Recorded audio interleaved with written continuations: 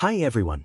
Tonight we're going back to an era when the world was harsher, colder, and far less forgiving than the one you live in today. Picture a stone castle rising from a frozen valley, its towers catching the final orange glow of a fading Sunday. The air stings your face, the ground crunches beneath your boots, and even the river lies silent under a hard sheet of ice. You can almost hear the wind dragging itself along the battlements like an uneasy presence. Life within those walls wasn't only about wars or grand feasts. It was about enduring winters that stretched on for months. And honestly, if you were placed in that world tonight, survival would be unlikely. So before settling in, take a moment to like the video and subscribe, only if you truly enjoy the content here. And let me know in the comments where you're listening from and what time it is there. Now lower the lights and imagine yourself passing through the gates. The first thing you notice is the cold. Not the modern kind that gives you chills and sends you searching for a thermostat. This cold sinks directly into your bones. It turns your breath into mist and your fingers stiff and numb. The castle seems to hum with silence, as though even the walls are bracing themselves against the chill. You move deeper into the courtyard, boots slipping slightly on packed snow. A few torches flicker along the stone, their glow more amber than bright, revealing streaks of frost. Somewhere high above, a shutter slams in the wind. From the great hall, the smell of smoke reaches you. That one building inside the castle that promises relief. When you step inside, your eyes burn from the sudden warmth and smoke. A vast hearth dominates the space, flames climbing upward, sparks drifting like tiny golden insects. Men and women cluster nearby, wrapped in wool and fur, holding cups of steaming ale. The warmth doesn't spread far. It never does, but compared to the courtyard, it feels almost luxurious. That fire isn't just a comfort. It's survival itself. Without it, the castle would be nothing more than a stone grave. You notice how people position themselves by status and necessity. Nobles closest to the flames, servants farther back, guards stationed near drafty doors. The hearth becomes a marker of order, hierarchy, even civilization. Historians often note that the hearth was the true center of medieval life. It shaped where people gathered, how buildings were designed, and even how warmth and survival were understood. Yet despite its glow, fire had a downside. Smoke coils through the rafters and clings to every surface, leaving dark stains on the stone. Your throat scratches, your eyes sting. Early medieval hearths lacked chimneys. Smoke simply rose through roof openings or escaped via wall slits. The air stayed thick, gritty, alive with fine ash. People either adapted or pretended to. Some believed smoke drove away insects or evil forces. Others simply coughed and carried on. You edge closer to the fire, feeling sharp heat against your skin, while the stones behind you remain cold enough to ache. It's strange how both sensations exist at once, warmth and cold locked in constant struggle. You think of the masons who raised these walls centuries ago. They knew stone was essential for defense but terrible for comfort. Heat slipped through it effortlessly. Still, they adapted. Walls were plastered, tapestries hung, drafts tolerated that would horrify modern builders. Some argue great castles were never intended to be comfortable homes at all. Fortresses first, residences second. Others suggest their lords, wrapped in fur and status, didn't mind the cold as much as we assume. Historians still debate whether medieval people experienced cold differently or simply endured it better through necessity. But when icy air fills your lungs tonight, one truth is clear. Cold is universal. Looking around the hall, small details stand out.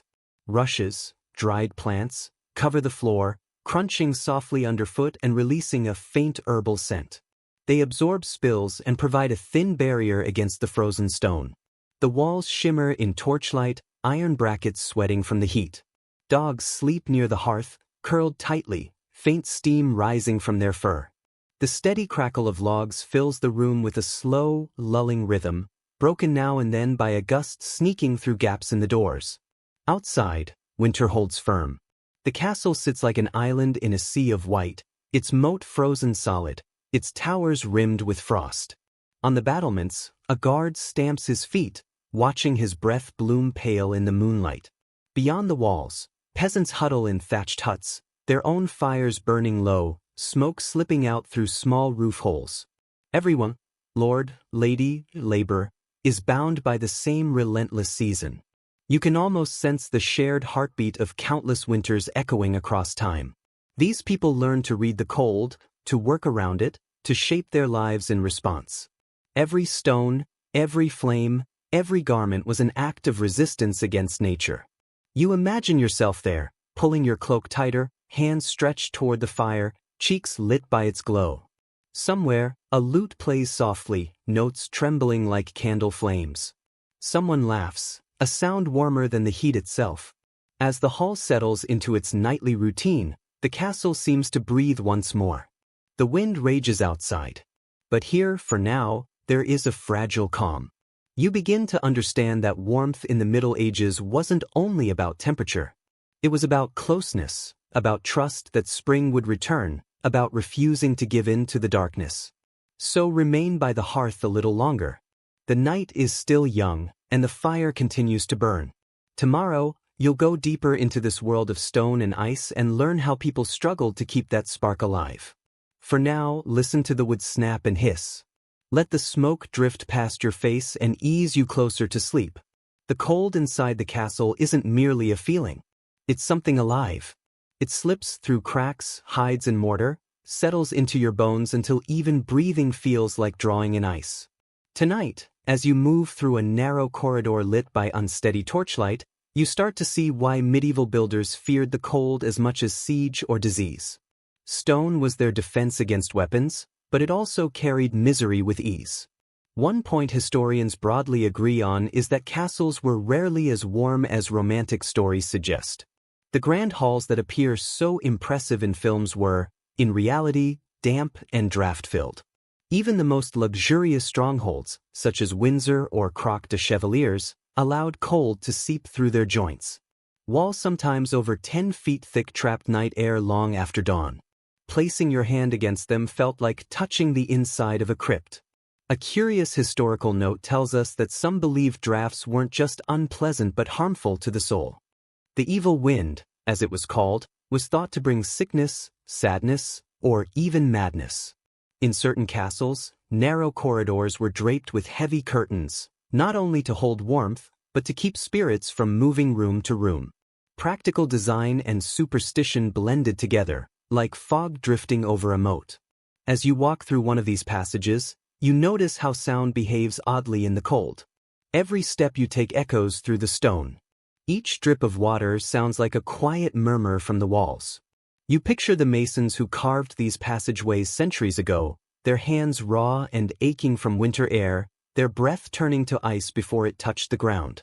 They built with the belief that their walls would endure for generations, even if comfort never would. Surviving evidence suggests medieval builders attempted to resist the cold by creating layered spaces. A castle functioned like an onion: cold outer walls, slightly warmer inner rooms, and central chambers positioned near the hearth.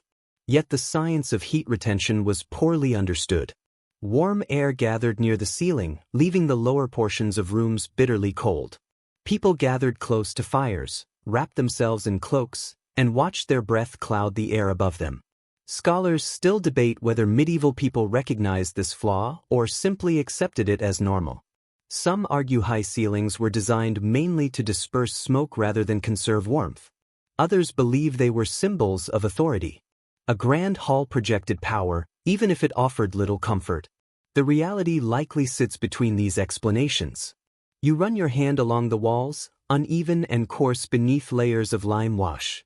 The scent of damp soil lingers, mixed with faint traces of ash and animal fat from torches. If you lean closer, it feels as though the walls themselves are breathing, releasing centuries of trapped air. The atmosphere feels ancient, alive, and quietly sorrowful. Now imagine a winter storm striking the castle. Wind slips through arrow slits like the breath of a starving animal. Outside, snow stacks against the gatehouse, bearing the drawbridge in silence. Inside, people withdraw deeper into the network of rooms, lighting additional fires, pulling heavier curtains, and adding layers of protection against the cold. Servants move through the corridors carrying bundles of firewood, shoulders bent, fingers darkened with soot. Fire is their only defense, and even that vanishes quickly when strong winds pull heat up the chimney. One lesser-known practice involved using animal hides for temporary insulation. Goat skins, sheep fleeces, and worn horse blankets were hung over doors or spread along benches. They trapped warmth and blocked drafts more effectively than one might expect. Despite its size and strength, a castle functioned like a living body, wrapping itself in layers against winter. You enter a stairwell winding upward toward a turret. Frost slicks the steps, and the air grows colder with each turn. At the top, a narrow arrow slit admits a thin strand of pale light. Your breath drifts upward and disappears into the shadows. Nearby, timbers creak faintly as they contract in the cold. The castle seems to strain under the weight of winter. Researchers still disagree on how medieval people interpreted cold.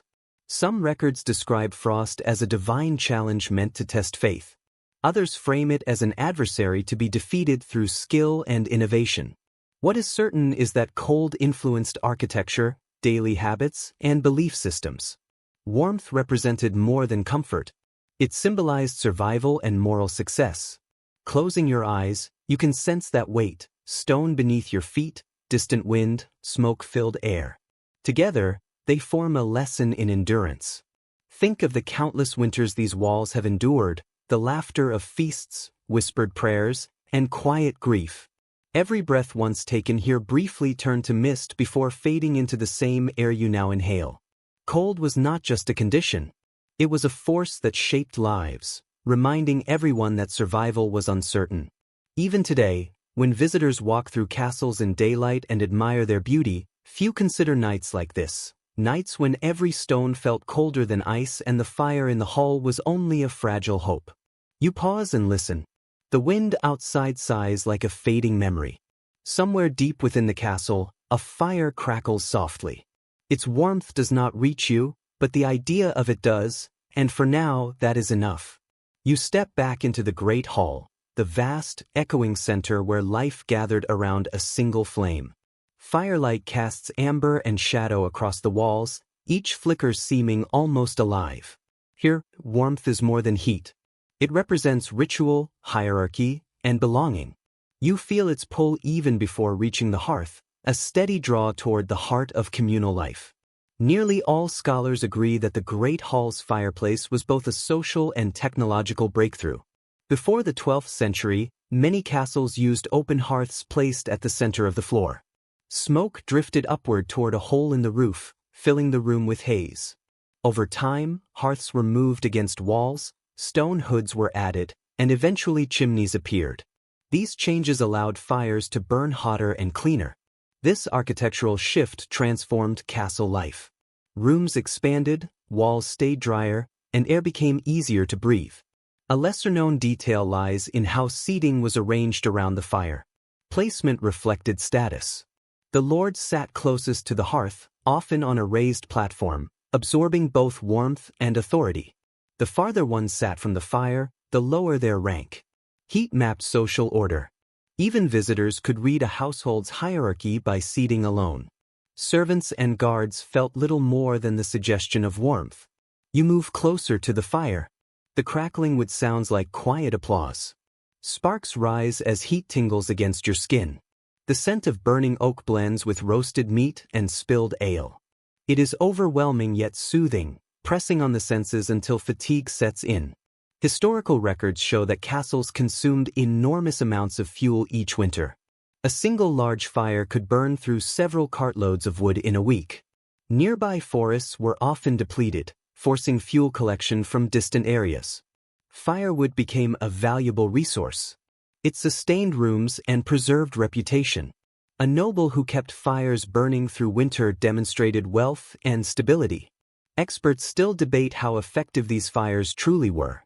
Some believe most heat escaped up chimneys or was absorbed by stone, leaving only narrow zones of comfort. Others argue that thick tapestries, lower ceilings, and layered hangings created surprisingly warm interiors. Standing here, both views seem valid. Your front grows warm while your back remains cold. This balance was something medieval people accepted.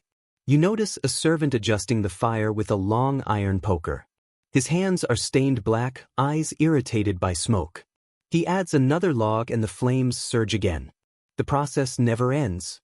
Feed the fire, feel the heat, watch it fade, repeat. The routine is rhythmic and primal. It likely shaped how people understood time itself. Hours were measured not by clocks, but by how long flames lasted before more wood was needed. One small but meaningful practice was the use of banked embers. At night, fires were not fully extinguished. Instead, glowing coals were buried beneath ash to smolder until morning. This allowed flames to be revived quickly at dawn without starting anew. Even embers held meaning. They symbolized continuity, the assurance that warmth would return after the night passed. Some medieval sources describe the hearth as a sacred place. Fire was not only useful but also held spiritual meaning. People said prayers before lighting it, and ashes were sometimes scattered over fields to bless upcoming harvests. A hearth that went cold was believed to signal misfortune or sickness. Imagine the concern when no smoke rose from a castle roof on a winter morning. It was more than a sign of chill, it suggested impending trouble. You lean closer to the flames, feeling warmth press against your face. For a short while, the cold hiding in the corners feels distant. The air hums with quiet voices, low conversation, and the soft knock of wooden cups.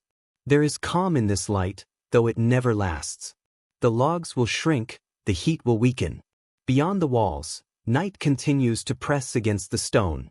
Historians still debate whether medieval people saw fire mainly as a blessing or a threat. Some records tell of entire castle sections turned to ash after a stray spark reached dry straw. Others describe near-miraculous escapes, where flames stopped just before a chapel wall, as if belief itself restrained the fire. You can imagine the confusion and fear, the frantic effort to save banners and relics while snow sizzled on burning roofs. Fire was always a mixed companion. Still, despite the danger, the hearth remained essential. Without it, there could be no meals, no gatherings, no survival through winter. The vast stone halls, cold and hollow, depended on this living core. You picture yourself seated nearby, hands stretched toward the heat, eyelids slowly growing heavy. The outside world fades, replaced by the steady rhythm of cracking wood and murmured voices. As firelight dances along the walls, the shadows seem to shift with a life of their own. You begin to understand why warmth was more than physical comfort. It strengthened the spirit. It drew people together, held them briefly in balance, and reminded them they were not alone in the darkness. In that moment, you grasp what the castle itself understood. Survival meant staying near the flame. Smoke still hangs above the great hall, drifting slowly toward the beams and vaulted stone. You follow the pale spirals as they twist and disappear into the dim ceiling. The scent is oak, resin, and centuries of human presence. If warmth was the reward, smoke was the cost everyone paid. Fire protected against cold, but it also filled lungs, darkened walls, and shortened lives. Chroniclers noted that castles without proper chimneys were often hard to breathe in. Early hearths had no flues or vents, only open fires that flooded rooms with smoke until the air grew heavy. People lived in a gray haze that clung to skin and clothing. The concept of a chimney, simple by modern standards, took generations to appear. Once introduced, it reshaped medieval buildings. Chimneys allowed separate rooms, made upper floors usable, and let fires burn more efficiently. Even so, smoke never fully vanished. An overlooked habit was learning to interpret smoke like weather signs. Thick black smoke suggested wet fuel or poor airflow. Thin white streams meant a clean, hot burn. Some even believed smoke patterns could predict illness. If it refused to rise, misfortune was expected. If it drifted toward someone, that person was thought marked for bad luck.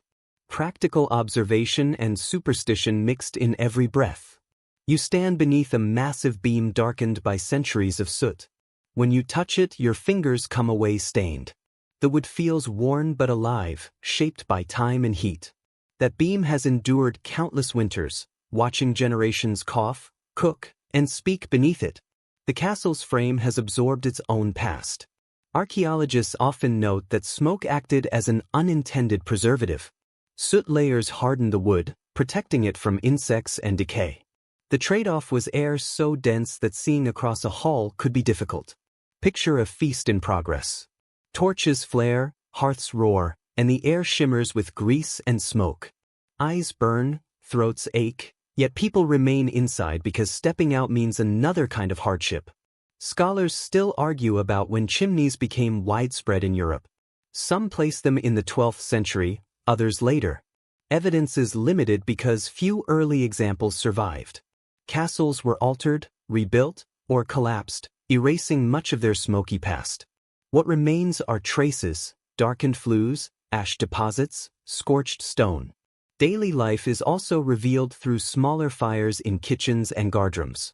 These were not impressive hearths but functional ones, tucked into corners and fueled by peat or dried dung when wood was scarce. Their smoke crept through cracks or hidden channels, streaking walls and irritating eyes. Yet these modest fires kept guards alert through long winter nights. Many believe more lives were preserved by a smoky peat fire than by any grand ceremonial hearth. The smell of smoke is thick and strangely reassuring. It clings to you, settles into hair and fabric, marking you as part of the household. Servants carried it everywhere, a shared scent. Even nobles smelled of ash and fire. Scents and herbs only hid it briefly. In winter, everyone bore the same gray trace. You look up and imagine the first mason who dared to cut an opening through a castle wall for a flue. It took nerve to break stone defenses for cleaner air. Records show these early chimneys were enormous, wide enough for a person to climb inside. They were cleaned by lowering a boy on a rope, his face wrapped in cloth, scraping soot with iron tools. Those boys served as the hidden lungs of the castle. Researchers still debate whether medieval people understood the long-term harm of smoke. Accounts mention coughing, eye problems, and an illness monks called the hearth's black lung. Some healers blamed spirits, others believed the body reacted to cold and smoke together. Regardless of the cause, people endured it. Warmth came with suffering. Comfort always had a price. Outside, wind howls along the battlements, but inside the castle rests in a smoky shell. You can almost sense time drifting through the air, each breath carrying echoes of old fires, forgotten meals, and quiet prayers. The hall feels alive, glowing faintly with memory. Records also note how nobles treated chimneys as symbols of status. The taller and more decorated the chimney, the greater the wealth it suggested. Some were carved with family crests, saints, or grotesque figures meant to repel evil. Fire stood for both prosperity and risk. Too much and the castle burned. Too little and life froze. Balance mattered. You sit on a low bench, stone cool against your back. The air tastes slightly metallic. Somewhere a log shifts, sending a fresh curl of smoke across the room. It drifts around you, tired but oddly protective. In the low light, it becomes clear that medieval people did not simply tolerate smoke. They lived within it. It shaped their air, their customs, their survival. Close your eyes and the sounds soften to the steady pulse of crackling and sighing. You breathe in, and for a moment you share their world. Your lungs take in centuries of history disguised as smoke. Heat warms your face.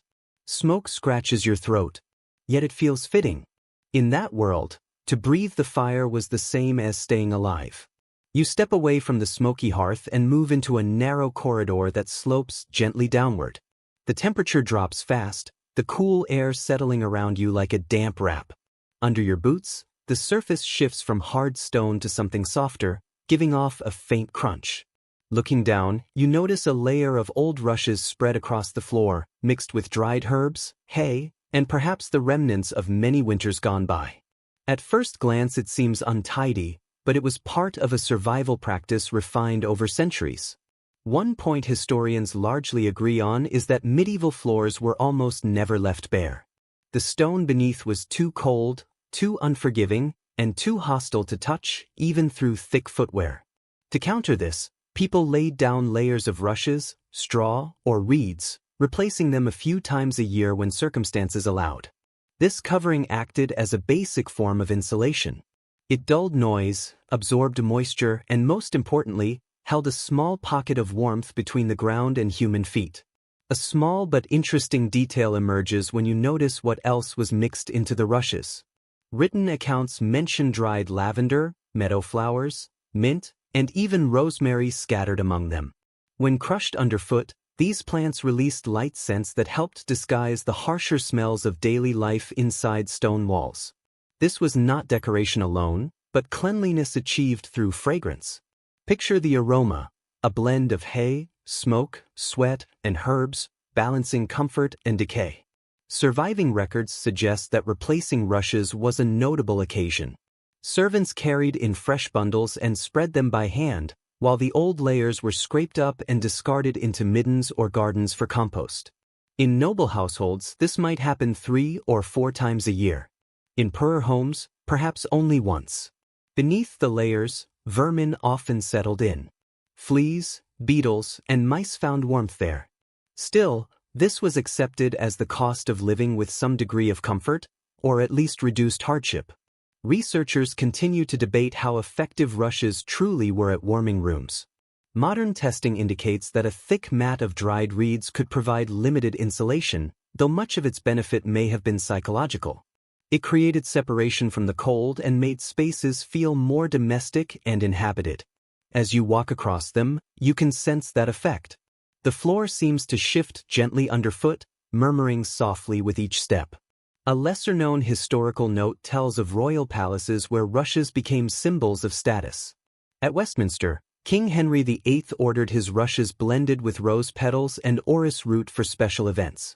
Guests wrote of floors so fragrant they seemed to perfume the air itself. Others complained that when left unchanged too long, the rushes became foul, turning into damp layers of rot beneath the scent. Even royalty faced the reality that warmth and decay often existed side by side. You pause and crouch, brushing your fingers across the dried stalks. They crumble easily, leaving dust on your skin. The smell is lightly sweet, like a distant summer memory. Beneath them, the stone is uneven and cold, damp in spots where the covering has thinned. This was the quiet struggle within every medieval home. People against stone, heat against frost, comfort against limitation. Many scholars note that castle floors were often deliberately layered beneath the rushes. Some halls used wooden planks or packed earth with moss for insulation. In wealthier estates, builders even laid flat tiles that absorbed warmth from fires burning in nearby rooms. The aim was consistent: to stop the cold from rising through the ground and into resting bodies.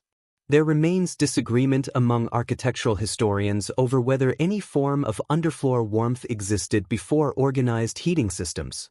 Some argue that large kitchens and bakehouses below halls naturally warmed the floors above.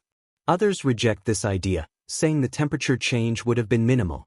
Whatever the case, those who slept near kitchens often described their rooms as noticeably milder, a rare advantage in a stone-built world.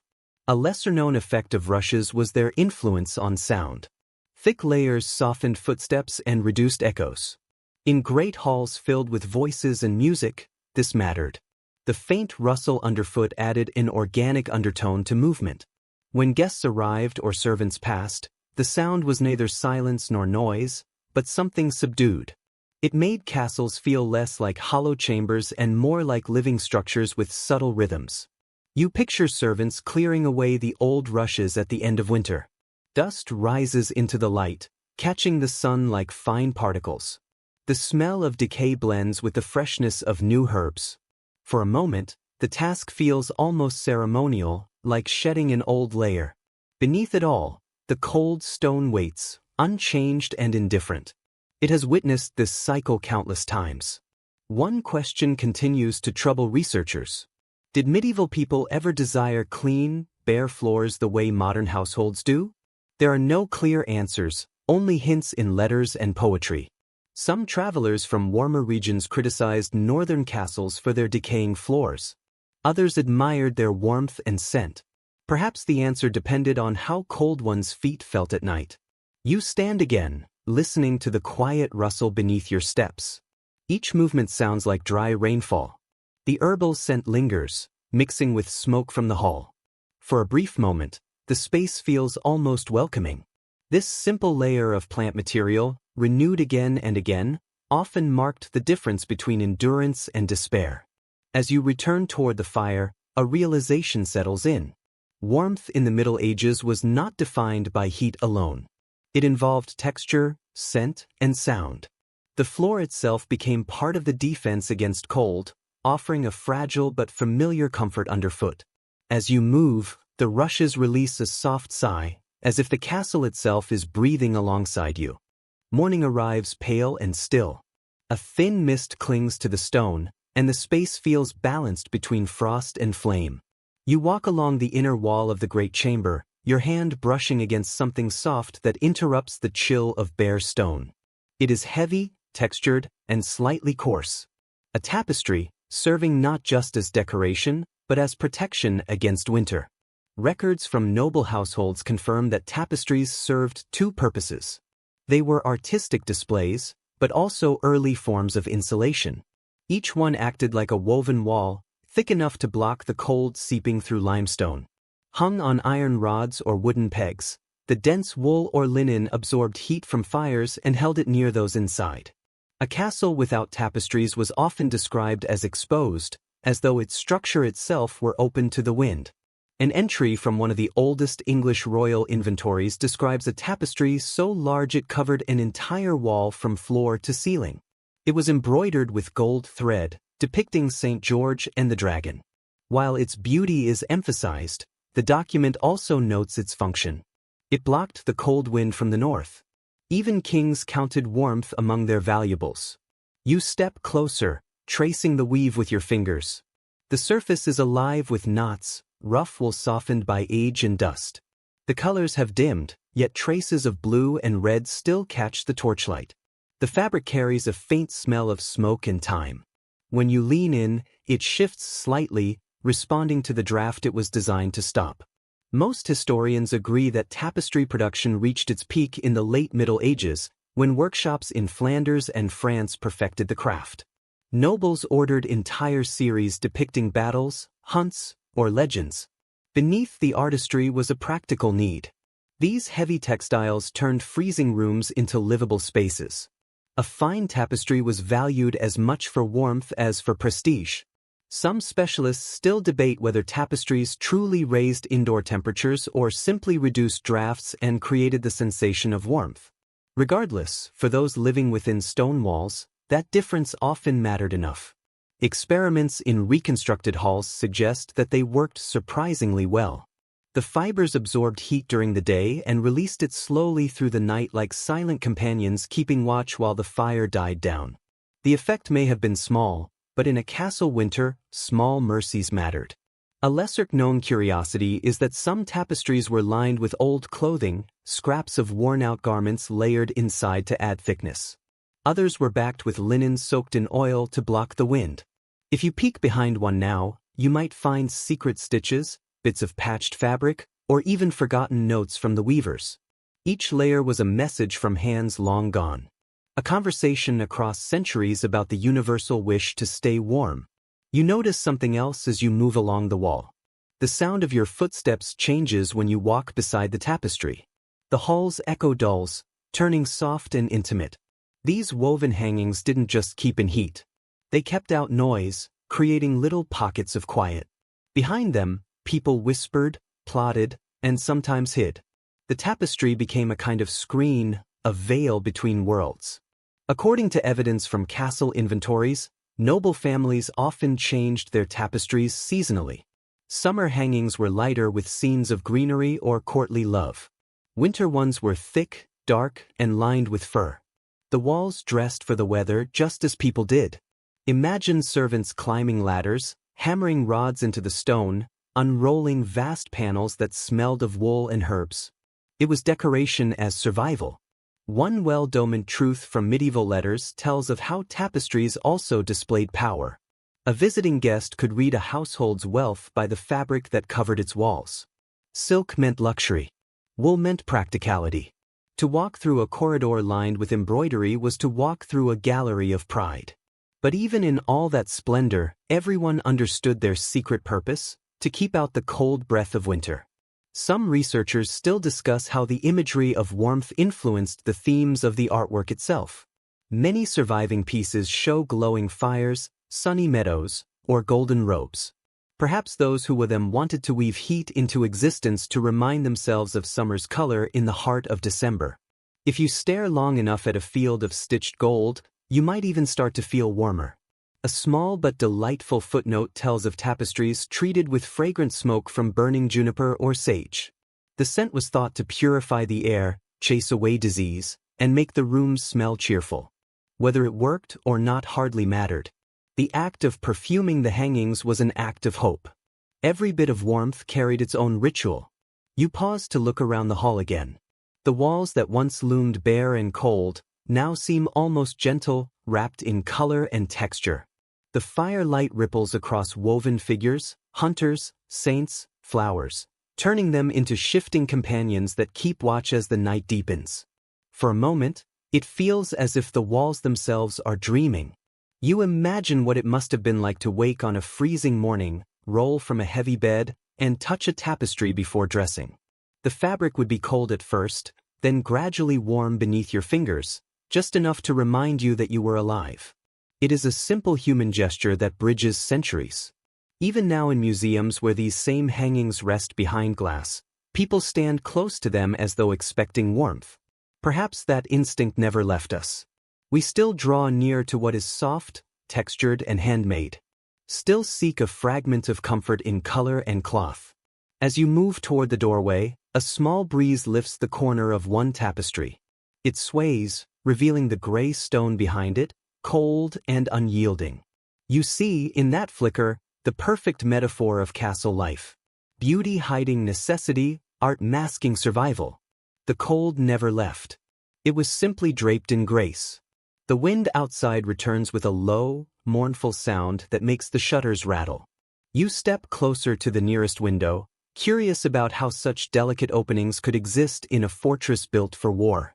The glass gleams faintly, a patchwork of colored panes set into lead. You press your hand against it and feel the cold bleed through like a slow sigh. The window is beautiful, but it is also a traitor. According to building accounts from the 13th century, most castle windows were small and narrow, designed for defense rather than comfort. The wide, elegant windows you see in later castles came much later, when security became less urgent than status.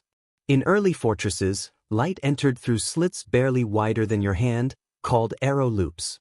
These openings were miracles of geometry, letting in sunlight while keeping out arrows. Unfortunately, they also let in the wind.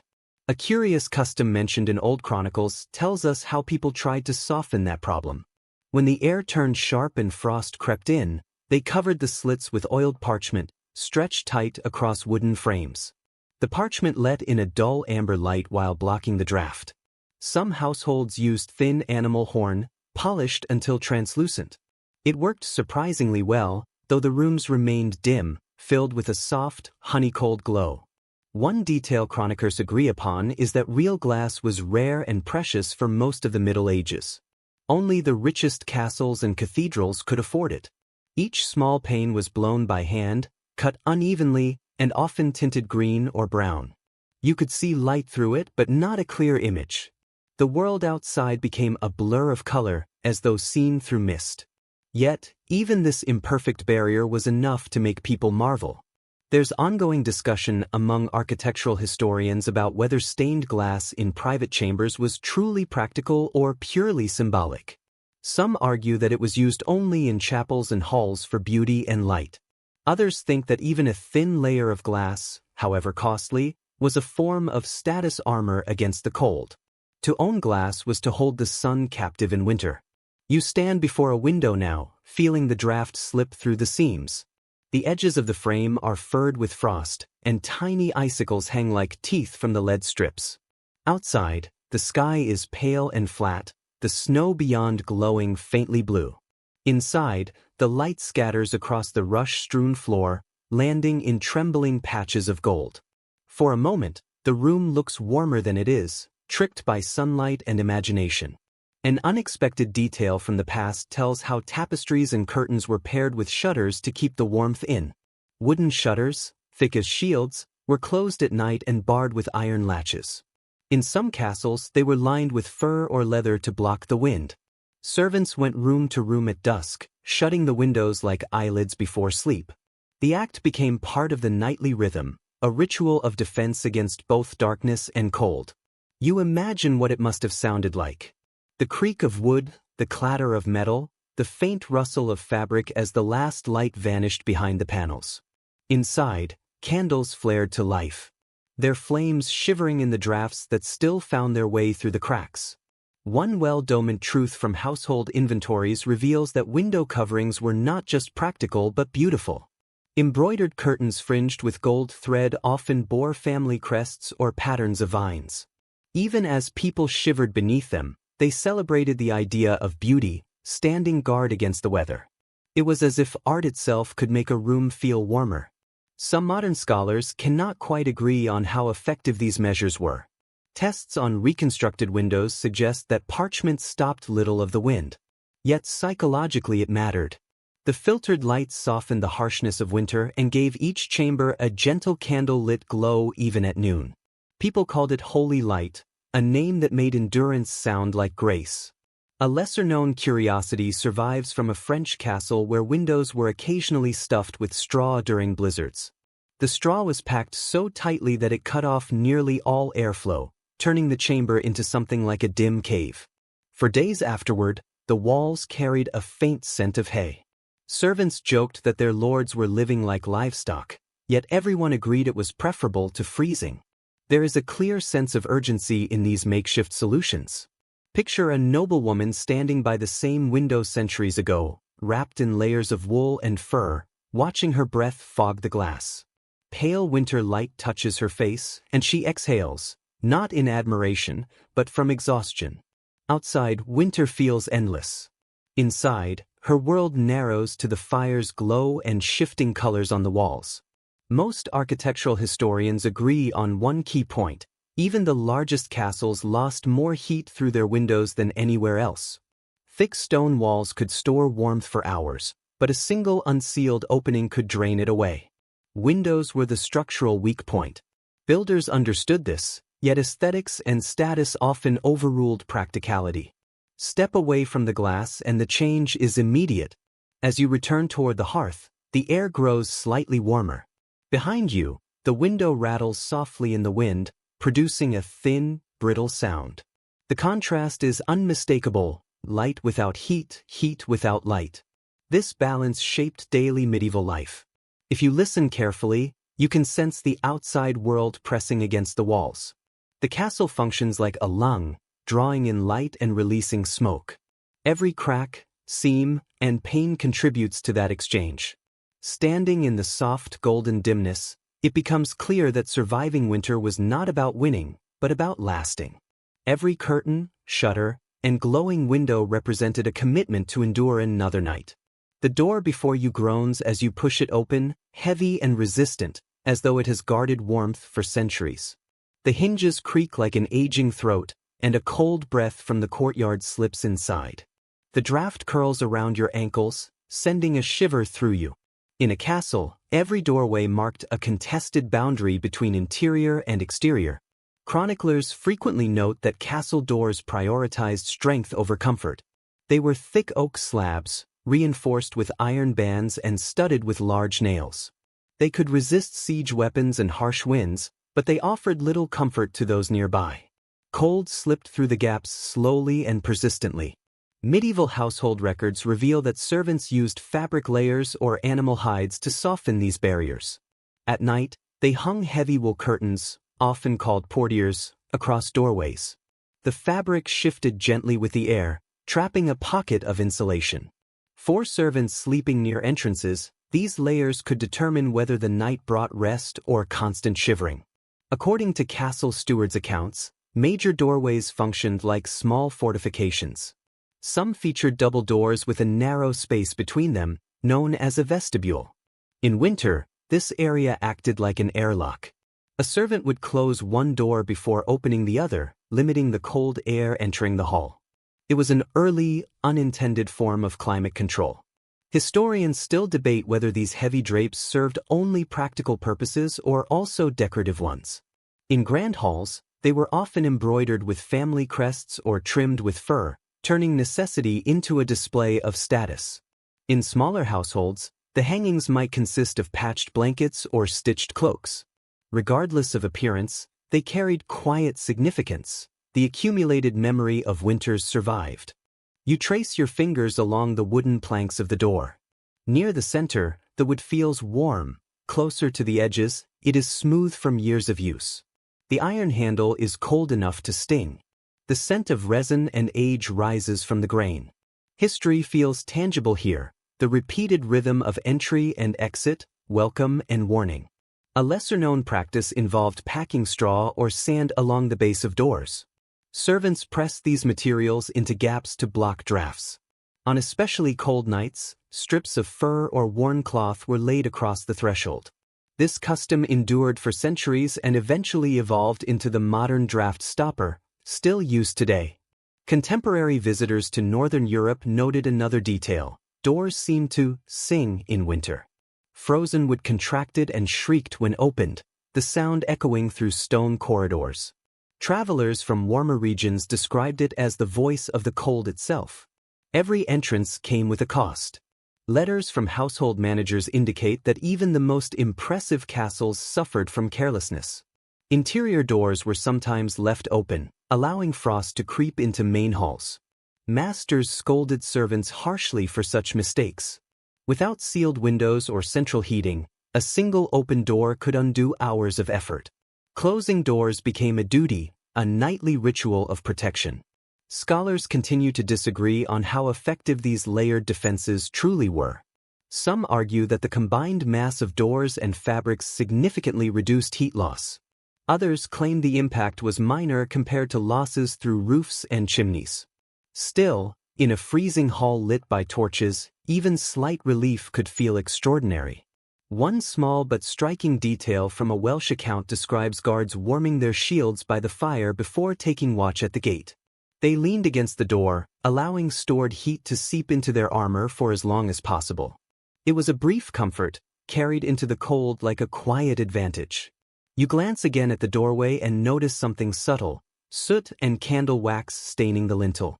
For generations, candles were lit near doors to guide movement at night, leaving layered traces of daily life. The stone catches the flicker of light.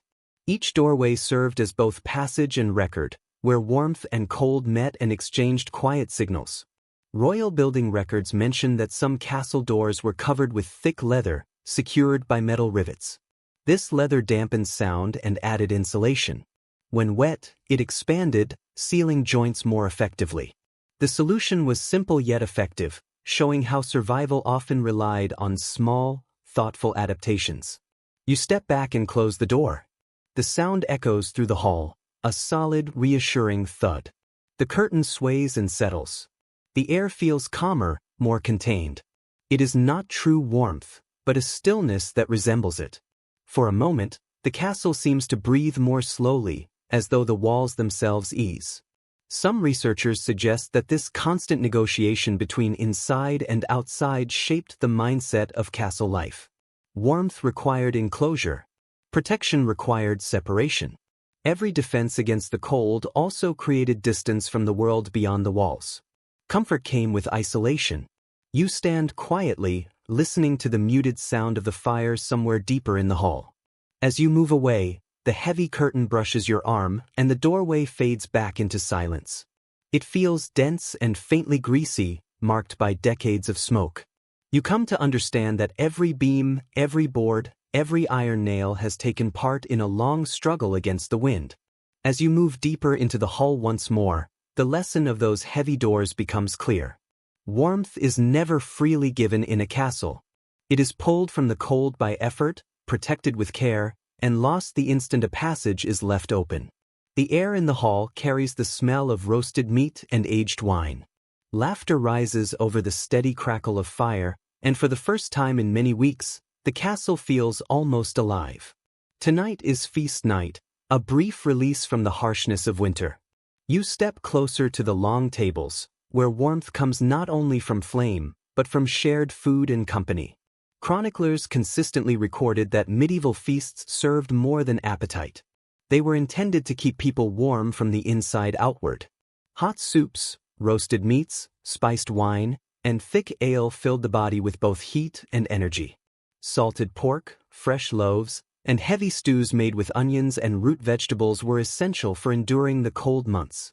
Even the order of dishes reflected a clear understanding of warmth. Meals began with soups to prepare the stomach and ended with sweetened wine to seal in heat. A lesser-known custom involved treating drink as winter medicine. Warm ale mixed with honey, known as posset, was recommended to calm the chest and lift the spirits. It functioned as both remedy and comfort.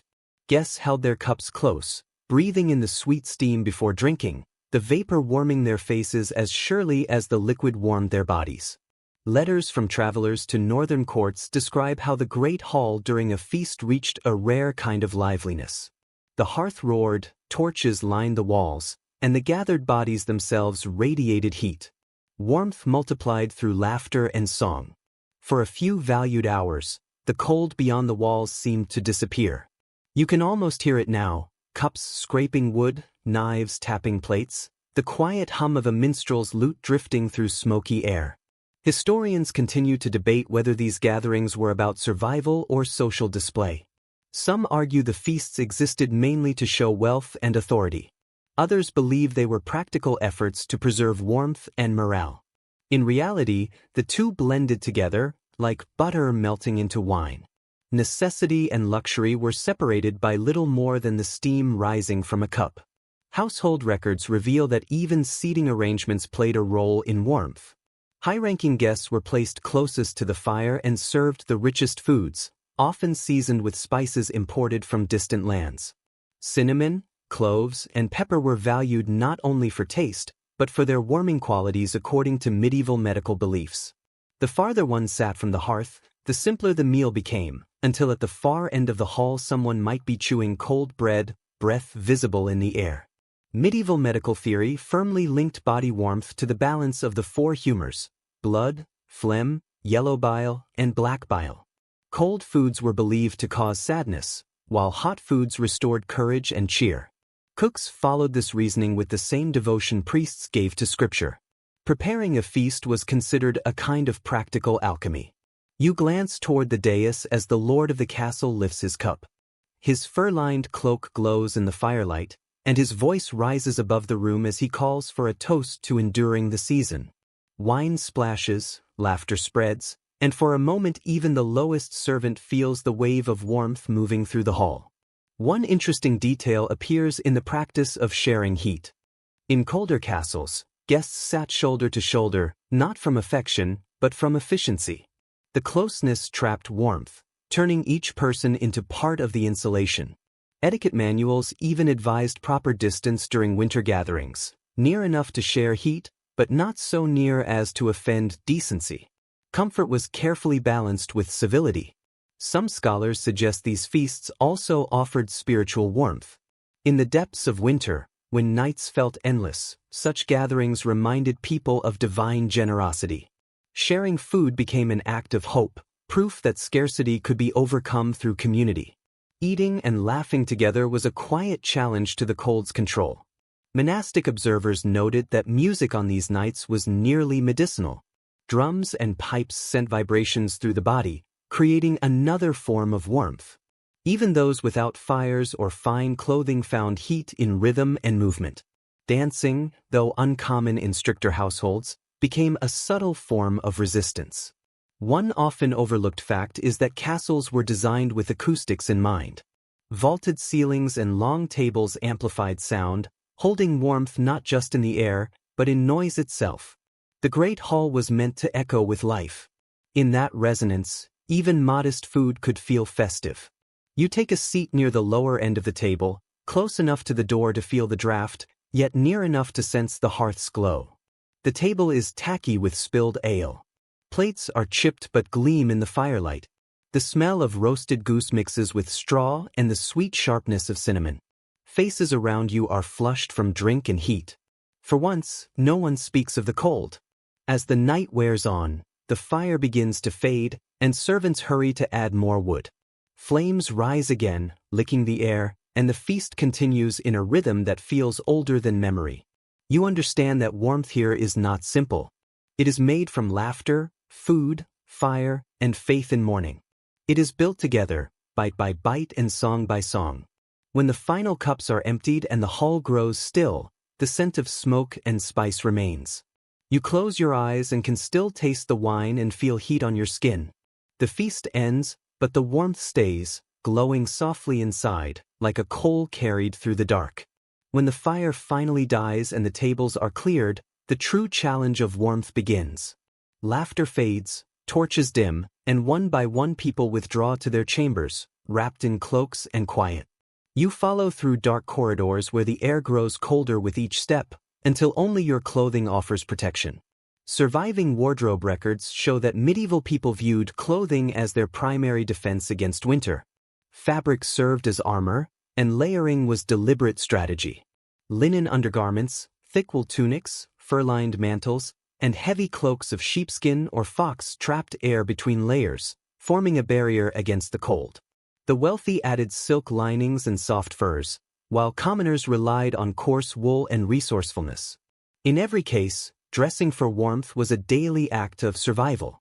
An unusual detail from fashion history notes that people often slept fully dressed during the coldest months. Even nobles, whose beds were piled with furs and feathers, rarely undressed at night. Nightwear, as it exists today, had not yet appeared. The same tunic worn during the day was used to endure the night. Some even packed straw or wool between layers, turning themselves into living quilts.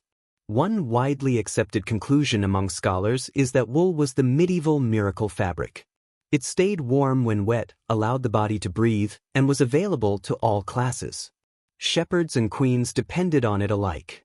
The lanolin in the fibers naturally resisted water and wind. A cloak woven tightly could shed rain, while a looser weave allowed air to circulate near the fire. You brush your own cloak and picture the many hands that once spun, dyed, and wove such fabric by candlelight. Every thread carried someone's effort to resist the cold. Textile historians still debate how much fur was used for practical warmth versus social display. Some argue it was essential in colder regions, while others believe it functioned mainly as a symbol of authority, worn to signal rank. The reality likely falls between these views. Fur provided insulation, but it also announced wealth, much like gemstones. A noblewoman's fur-lined collar served as both protection and statement. One small but revealing note in old tailor records explains that fur trims were often turned inward during travel to conserve heat, then turned outward during ceremonies to show elegance. The same garment functioned in two realms, endurance and display. It reflected a quiet balance between necessity and appearance. Letters from monastic writers suggest that poorer villagers relied on whatever materials were available. They wore layered linen filled with straw or moss, wrapped their feet in cloth scraps, and coated their shoes with animal fat to resist dampness. Some even stuffed dried grass into their clothing during the worst cold spells. These modest details highlight that medieval clothing was not about excess. It was survival shaped into cloth. Scholars also note that color influenced perceptions of warmth.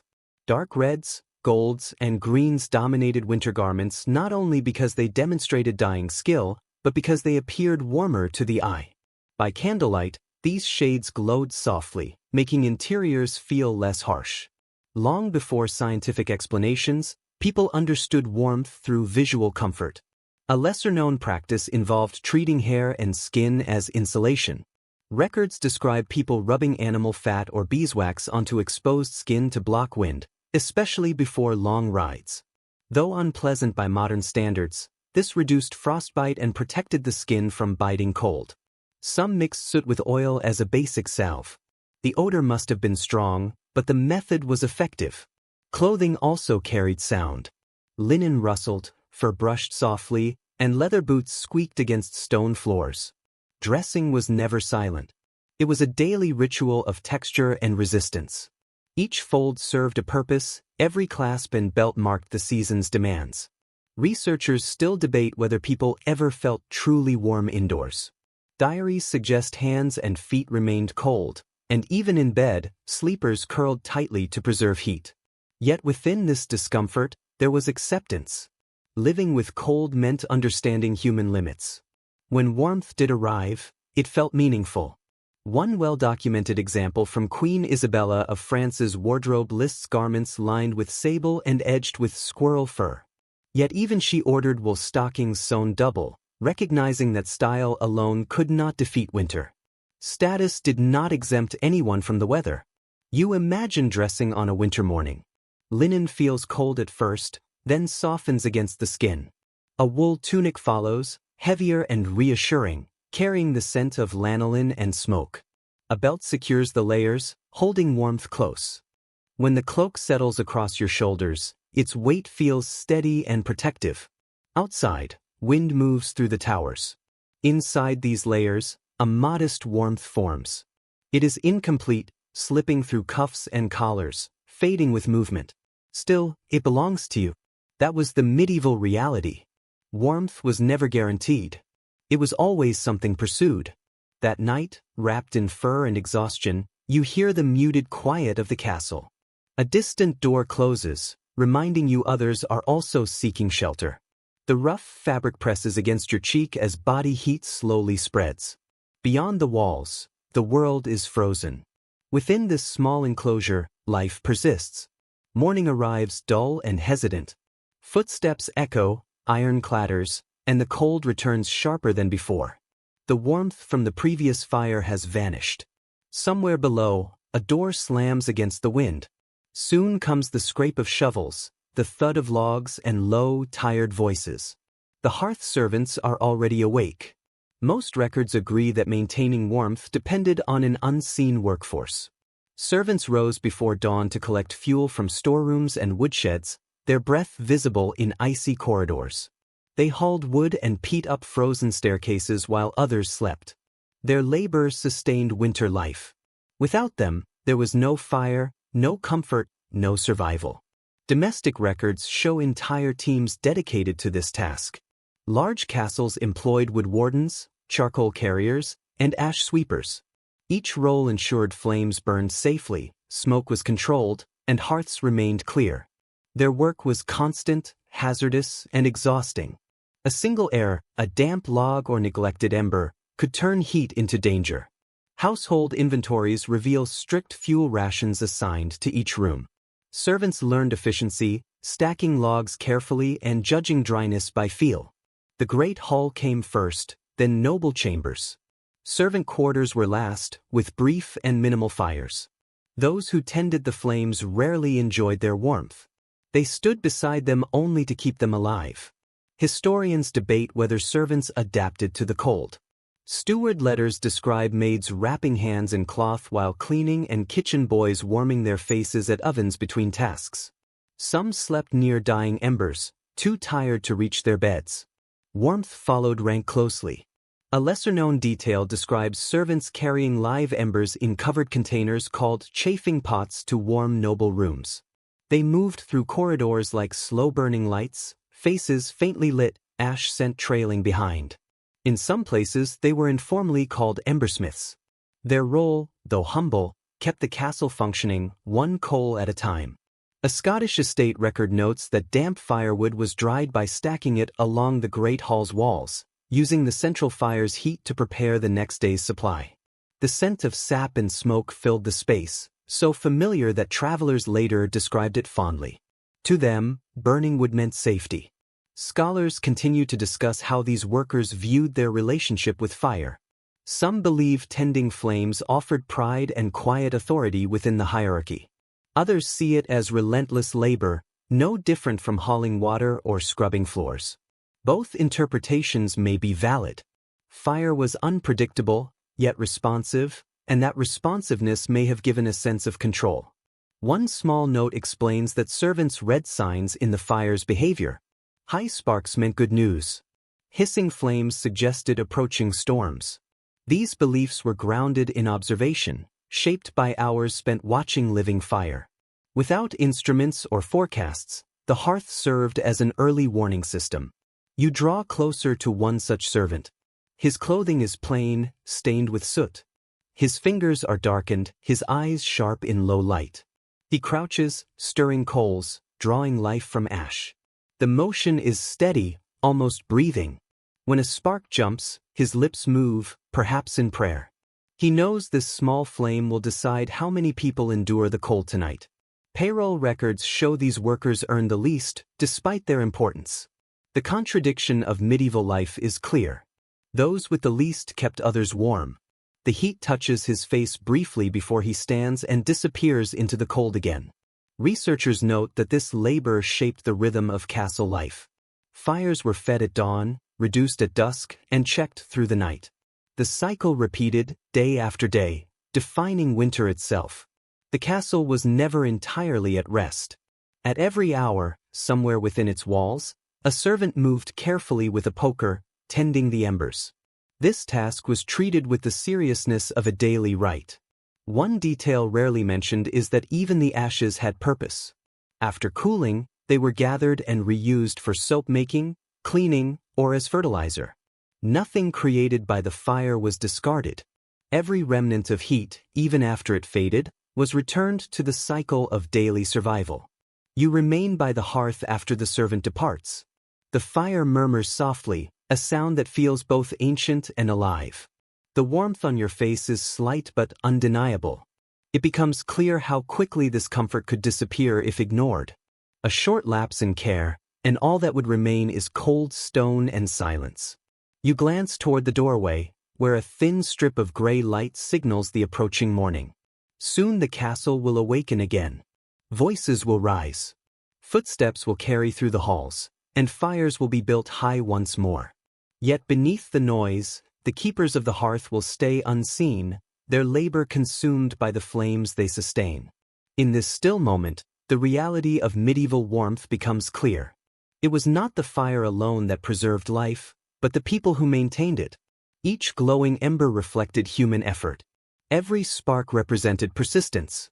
The comfort of the castle rested not only on stone or wealth, but on the constant act of resisting the cold, one breath, one coal, one dawn at a time. As the morning activity fades, the castle grows quiet again. You ascend a narrow, spiraling staircase, each footstep echoing through the stone like a steady pulse. With every level, the air becomes colder. By the time you reach the upper corridor, the atmosphere feels sharper and more exposed, as though the cold itself is alert. You pause before a heavy wooden door and push it open. Inside is the private chamber of a lord and lady, a smaller world contained within the greater structure. Surviving architectural records show that these rooms were designed for survival rather than display. They were compact, with low ceilings to hold warmth, and their walls were lined with thick hangings. Windows were scarce and small. Every feature existed to preserve the heat of human presence and the last glow of the hearth. Comfort required reducing space. A fragment from a noblewoman's letter offers insight into how cold shaped daily life. She described retiring early to the small chamber where curtains steadied the air and falling asleep while her husband's breathing blended with the wind beyond the walls. The passage suggests a closeness born of necessity. Warmth here was not excess or indulgence. It was something created through proximity and shared breath. Scholars largely agree that even in the most imposing castles, these chambers were the only places that remained truly warm at night. Fires were kept low but constant, and heavy bed curtains formed barriers within barriers. The difference between ease and freezing could come down to the heat of a single candle amplified by fabric, routine, and care. There remains discussion among architectural historians about how private these chambers truly were. Some argue that maintaining airflow required doors to remain slightly open. Others point out that thick drapes and confined layouts dampened sound and limited drafts. Comfort and oxygen had to be carefully balanced. A room sealed too tightly risked smoke buildup. A space too open lost its warmth. Each night became a test of equilibrium. An interesting note from medieval housekeeping manuals mentions that servants sometimes slept just outside their lord's door, wrapped tightly in blankets. Their presence was practical as much as dutiful. It helped block cold air from slipping beneath the threshold. Human warmth served as a draft barrier as effective as fabric. You take in the room. The walls are covered in aged textiles embroidered with vines and lions. The scent of beeswax, wool, and damp stone lingers in the air. In one corner, a small hearth burns quietly, its flame reflected in a polished brass bowl. Nearby stands a fur-lined chair, its surface worn smooth with use. The bed dominates the space, tall and heavy, its canopy stretched overhead like a taut sail. Chroniclers of the era note that noble families often withdrew to these smaller rooms after supper, leaving the great hall behind. They prayed, spoke in low voices, or simply sat beside the fire until candles burned down. In these spaces, the hearth symbolized closeness rather than display. Its warmth belonged to shared silence, not crowds. Some scholars suggest that the design of these chambers may have been influenced by monastic spaces. Their compact form, order, and enclosure resemble the cells of monks who valued stillness and warmth equally. The noble chamber may have echoed that restrained simplicity in a secular form. A lesser-known detail from a 13th-century French account describes built-in benches along chamber walls, padded with cushions and fur. Families gathered there to converse, repair clothing, or play music before sleep. Heat from the hearth rose and collected beneath the canopy, enclosing the room in a fragile layer of comfort. Excavations also show that many private chambers were positioned near kitchens or storage rooms, areas that produced lingering heat. Builders understood this intuitively. Warmth from bread ovens below drifted upward into sleeping spaces. To be near food was to be close to life itself. An Italian visitor to England once noted that noble women slept wearing gloves and linen caps to retain heat. Some placed warmed stones wrapped in cloth at their feet. He found the practice strange yet graceful, a quiet ritual of endurance softened by care. You approach the narrow window and draw back the curtain. Outside, the courtyard sparkles with frost. Distant voices carry softly through the snow. Your breath briefly clouds the glass, marking your presence against the cold. Behind you, the fire crackles, sending a small burst of light across the room. Etiquette books from the period note that entering another person's private chamber was an act of deep trust. These rooms were the emotional center of the castle, places where voices were hushed, tears could fall unseen, and the cold was kept at the threshold. Warmth shaped not just the body, but relationships. To share heat was to share life. Some scholars argue that the idea of home as a personal refuge began in chambers like this. Where once comfort belonged to the communal hall, it gradually shifted to the individual room. With that change, warmth became personal. The castle learned to contain intimacy within small spaces. You stand quietly, listening to the fire's soft rhythm. Above the bed, fabric stirs gently, responding to the warmth filling the chamber. The air is not fully warm, but it feels safe. Medieval people, like us, sought more than survival. They aimed to create comfort where conditions resisted it. They formed small worlds inside great walls, fragile sanctuaries glowing against the dark. Each private chamber was an expression of hope. The room settles into stillness. The fire burns low and steady, its light moving across the walls like the slow breath of sleep. You step toward the bed at the center of the room. It appears massive, solid enough to hold back the night. The air nearby feels softer, scented with linen, fur, and faint smoke. This is where the final defense against the cold took place, the bed acting as a fortress. Nearly all historians agree that the medieval bed was a carefully designed system for warmth. Far from the simple bedding of rural homes, castle beds were complex structures of wood, feathers, and fabric meant to capture every bit of heat. Frames were raised to avoid cold floors. Curtains hung from canopies, enclosing sleepers like tents. The goal was straightforward: create the smallest, warmest space possible inside a freezing room. A 15th-century household guide describes how beds were prepared differently than today. Servants layered straw mattresses, wool coverings, feather beds, and fur throws, shaking each layer to trap air. Linen sheets were added last, cool at first but quick to warm. When finished, the bed stood nearly table height. Sleepers climbed in using a stool, disappearing behind thick curtains. Letters from noblewomen show that bed curtains were among the most valued household items. Made from wool, velvet, or silk, they glowed softly by candlelight. When closed, they blocked drafts and insects, while shared body heat made the enclosed space unexpectedly warm. Entering such a bed was like stepping into a private season, a brief spring inside winter. Textile scholars continue to debate whether this warmth was purely practical or held symbolic meaning. Some suggest the enclosure represented protection, echoing the defensive purpose of the castle itself. Some believed the design echoed religious symbolism, a cocoon of purity set apart from the darkness beyond. However it was interpreted, once the curtains were drawn, the room effectively vanished. The sleeper existed only within the quiet space of fabric and breath.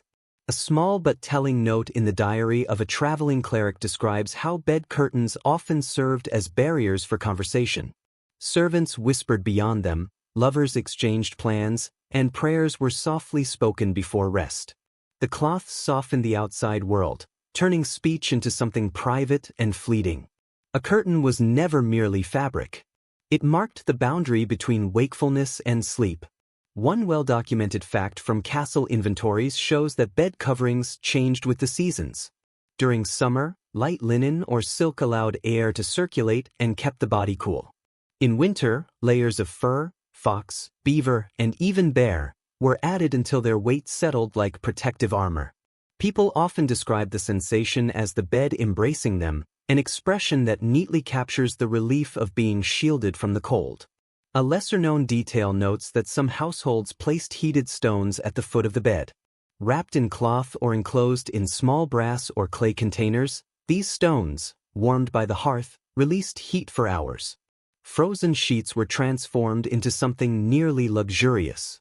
The method proved so effective that versions of it survived for centuries as bed warmers.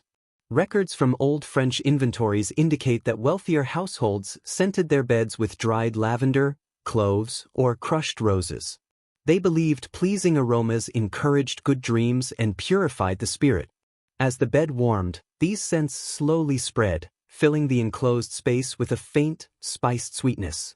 It is easy to imagine the smell lingering, mixed with smoke and the cold waiting beyond the curtains. Scholars still debate whether couples shared beds every night or only for companionship and warmth. Personal diaries suggest that in the harshest winters, servants or children were sometimes invited beneath the same coverings. In such moments, social boundaries dissolved. Warmth mattered more than rank. The bed became a form of necessity-driven equality, because everyone required heat to survive. Historians of domestic life frequently note that beds were valuable enough to appear in wills. They symbolized continuity and were passed down through generations. Their wooden frames darkened with age, while fabrics were replaced season after season. Within those canopies unfolded entire lives, births, sickness, whispered confessions, and prayers. You now stand beside one. The curtains sway slightly as the fire shrinks. When you draw the fabric aside, the interior glows softly with candlelight. The mattress gives beneath your hand, still warm where someone recently lay. It feels as though the quiet breathing of the previous night remains suspended in the air. Written accounts describe how people often recited short blessings before sleep. These half-spoken prayers expressed thanks for warmth, for flame, and for rest. They were not acts of superstition, but acknowledgments that comfort was uncertain and never guaranteed. One question continues to interest scholars. How did people tolerate such confined warmth without feeling trapped? Perhaps enclosure itself felt reassuring after the vast chill of stone halls. The intimacy of a curtained bed may have seemed extraordinary. You step inside and close the curtains. The world beyond disappears. The fire's flicker fades into a dim orange glow through the cloth. The air grows thicker and warmer, heavy with the scent of linen and human breath. It feels secure, almost outside of time. Lying here, the meaning of warmth in a medieval winter becomes clear.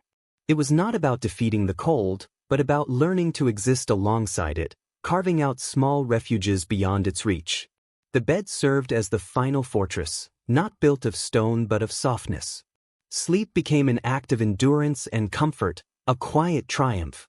When morning arrives, the air within the curtains remains warm. Yet the instant the fabric is lifted, cold rushes in like an intruder. Sitting up, you watch your breath drift into the pale light. The hearth fire has burned out, leaving only the faint smell of ash and smoke.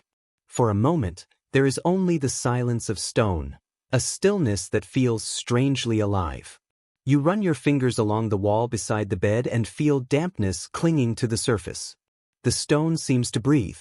Archaeologists often note that medieval stone walls were far from inert. They absorbed moisture from the air and released it as temperatures shifted. In winter, this dampness made them cold and slick, sometimes coated with condensation. Builders came to understand this living quality of stone. While it protected inhabitants from attack, it also allowed cold to seep inward, a quiet force that could never be fully blocked. An observation recorded in an old mason's notebook explains how craftsmen attempted to protect the walls. They mixed lime, sand, and occasionally ground oyster shells to create a porous plaster that allowed the stone to breathe. This reduced cracking caused by frost but made heating extremely difficult. Warm air escaped easily, drawn outward. Masons referred to this as the castle's exhale. Surviving construction records show that walls, often 10 feet thick at the base, were both an advantage and a liability. They stored warmth during the day but released it unevenly, creating drafts and cold pockets. Fires could burn for hours, yet parts of the chamber still felt frozen. The same architecture that ensured safety often sacrificed comfort. Modern engineers studying these structures continue to debate whether medieval masons understood the principles behind their designs. Some argue that experience taught them how to shape openings and angles to guide airflow gently. Others believe the results came from trial and persistence rather than knowledge. The reality likely falls between the two, an intuition refined over generations of working with stone.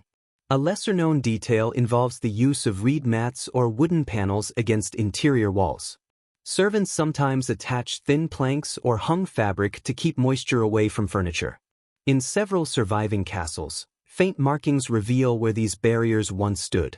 They created narrow air gaps that trapped warmth, an early form of insulation that later developed into full wall linings. It was a modest but clever effort to counter the stone's breath. Restoration records confirm that castles were never silent during winter. As temperatures dropped, the stones shifted, expanding and contracting with the cold. The sound was deep and subdued, pulsing through the walls. Residents became accustomed to it, calling it the castle's heartbeat. The notion that their home was alive offered both reassurance and unease. You move closer to a narrow window slit where frost has formed delicate patterns along the stone. Light filters through, scattering into faint colors across the ice. Placing your palm against the wall, you feel it draw warmth from your skin, as though the castle itself feeds quietly on human heat. Early architectural notes reveal that room shapes were chosen not only for defense but also for temperature control. Rounded corners and vaulted ceilings encouraged air movement, while smaller square rooms held warmth more effectively. Great halls impressed visitors, but true comfort existed in compact spaces where heat could not easily escape. In those rooms, the logic of survival is embedded in every joint and seam. A curious entry in a 14th-century diary tells of a servant who claimed he could hear the castle whisper on certain nights. He believed the stones remembered every fire that had ever warmed them. The idea may sound fanciful. Yet standing among walls once heated by countless winters, it is difficult to dismiss the sense that memory lingers within the stone. Researchers continue to discuss how building materials influenced warmth. Granite retained cold for long periods. Sandstone absorbed moisture readily. Limestone, though easier to shape, seemed to invite drafts. A few rare castles built near volcanic rock remained noticeably warmer, their walls faintly radiant even in winter. Nature itself determined who endured the cold and who rested in relative comfort. A small but revealing detail in construction history notes that masons sometimes carved narrow vertical channels inside walls. These were not decorative but functional, allowing trapped air to circulate. When fires burned below, warm air rose through these hidden paths, carrying heat upward. It was a primitive form of engineering, far ahead of its time. You can picture a mason on scaffolding, hammer in hand, breath forming white clouds in the freezing air. He chips steadily at the wall, layer upon layer, shaping not only a fortress but something that feels almost alive. His hands are stiff with cold, yet he smiles, aware that his labor will endure long after his lifetime.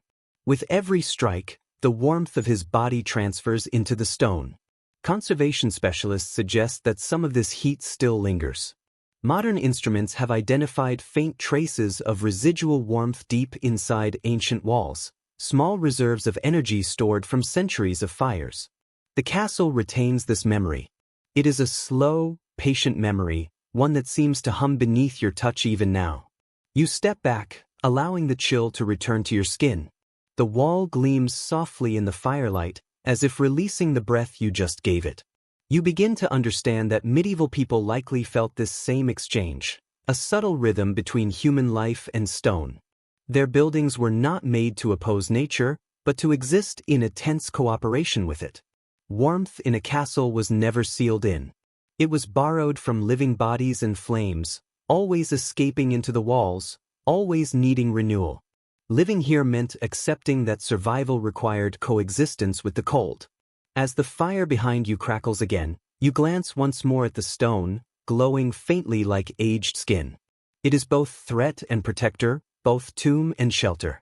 You exhale, and the stone seems to respond in kind.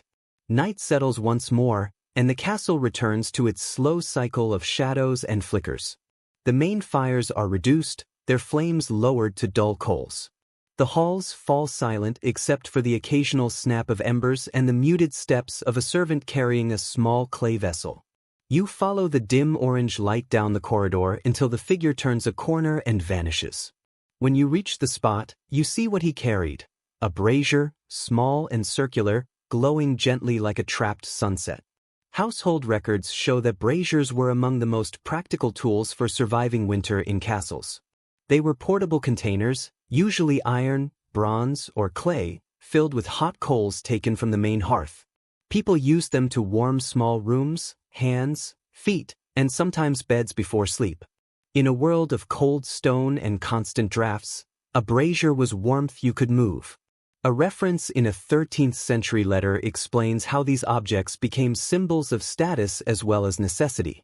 Wealthy nobles owned decorated braziers carved with family emblems or religious scenes, while servants and guards relied on plain clay bowls. The heat did not change, but the container reflected social rank. Some nobles added scented herbs to the coals, filling the room with fragrance and turning warmth into indulgence. Medieval household accounts also make clear that braziers were helpful but risky. If left unattended, they could set fire to tapestries or straw flooring. Many castle fires began with a single loose ember at night. Chroniclers described chambers burning while occupants slept, their rest ending in smoke. Comfort always carried danger, a steady balance between safety and disaster. Historians still debate how common braziers truly were.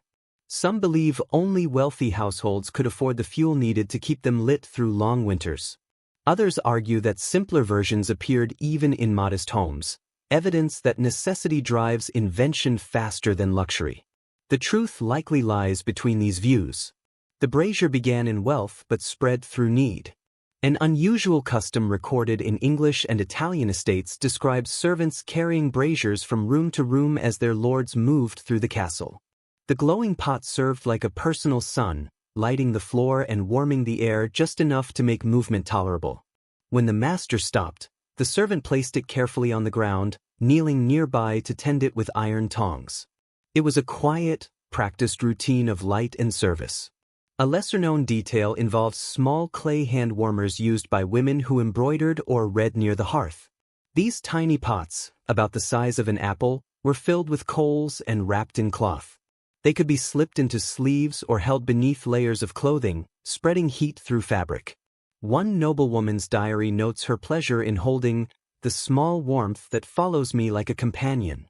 Archaeological evidence shows that some castles also used heated sand or ash for the same purpose. These were safer than open coals but lost heat faster.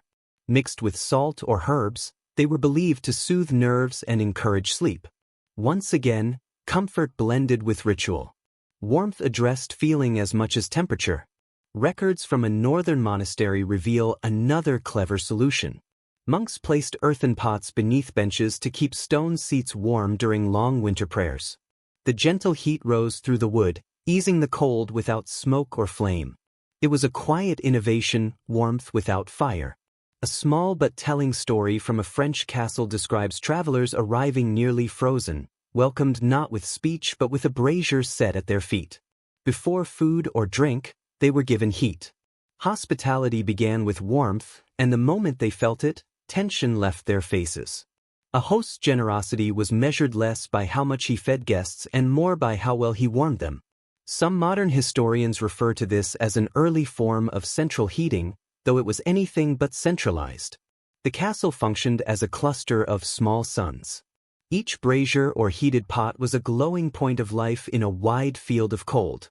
Walking through the castle at night, you would see them shining through half-open doors, small hearts of fire pulsing in the darkness.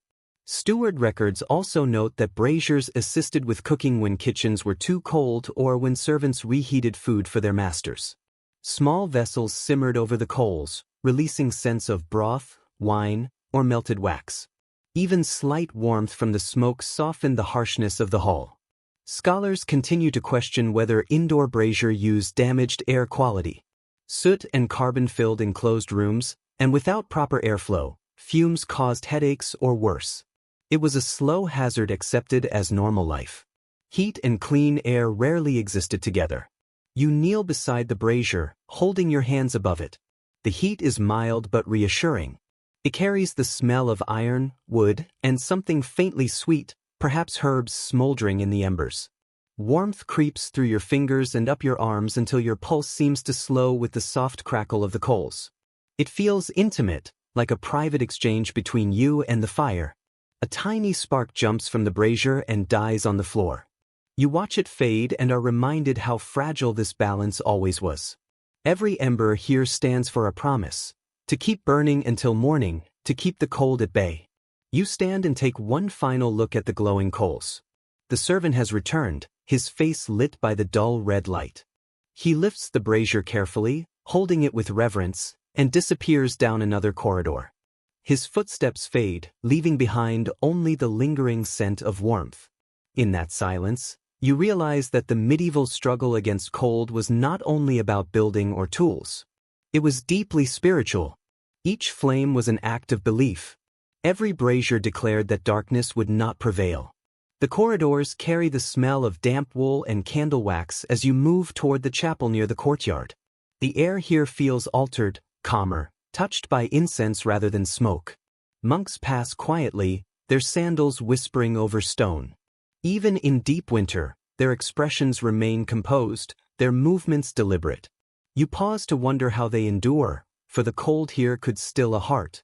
Surviving monastic records show that religious communities were among the first to test more advanced methods of heating. Cloisters and abbeys often concealed clever systems beneath their calm surfaces. Warm air was directed through flues or channels beneath floors, carrying heat from kitchens or furnaces into rooms for study and prayer. It was an early form of radiant heating, centuries before formal science described it. The monks may not have understood the theory, but they recognized the comfort of warmth rising from below. A discovery at a Benedictine abbey in France revealed such a system: stone channels under the refectory floor where monks ate. Heat from kitchen fires beneath traveled upward, warming the stone enough for bare feet to rest without freezing. Builders called this system a hypocaust, adapted from ancient Roman designs. In this way, monks preserved not only faith but practical knowledge. Most scholars agree that monasteries safeguarded techniques of comfort that castles sometimes overlooked. Their way of life demanded resilience but also efficiency. A monk numbed by cold could not pray or copy texts for long.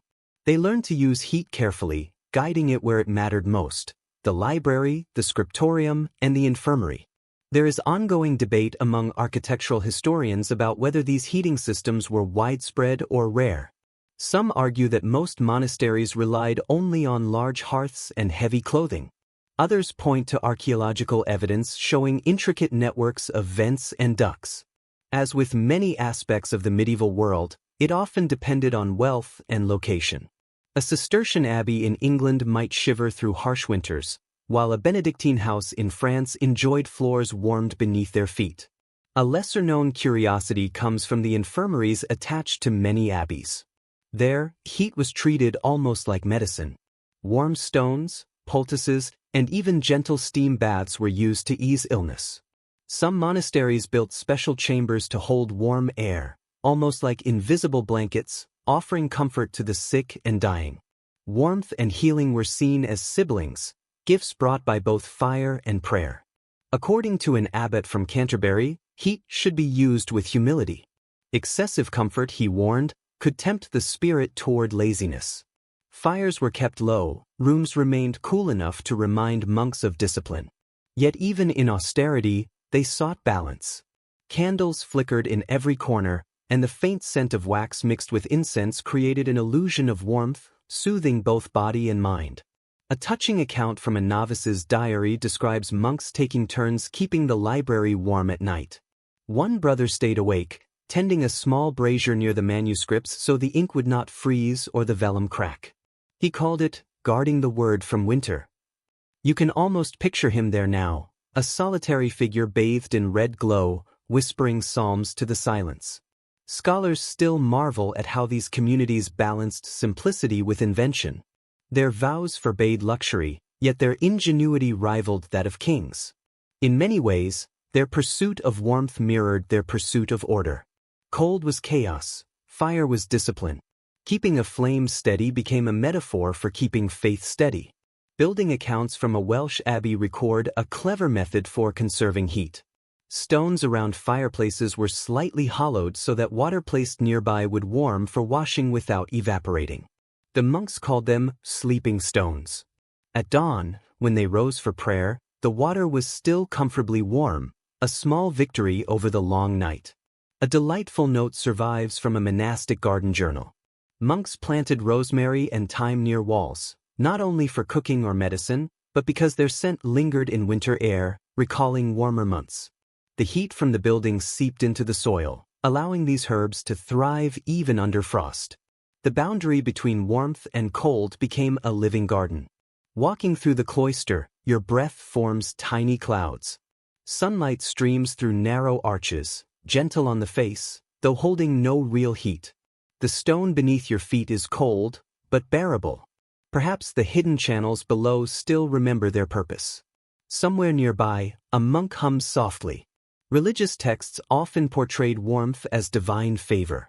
The hearth's fire mirrored the soul's fire, both needing care, both easily extinguished by neglect. When monks prayed beside a glowing brazier, they saw not just comfort, but a symbol of inner light.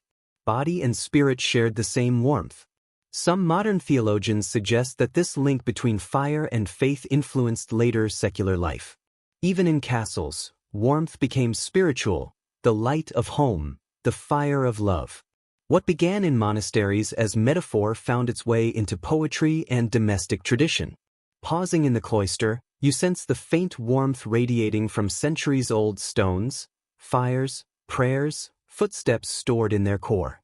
For a moment, you understand how monks endured endless winters.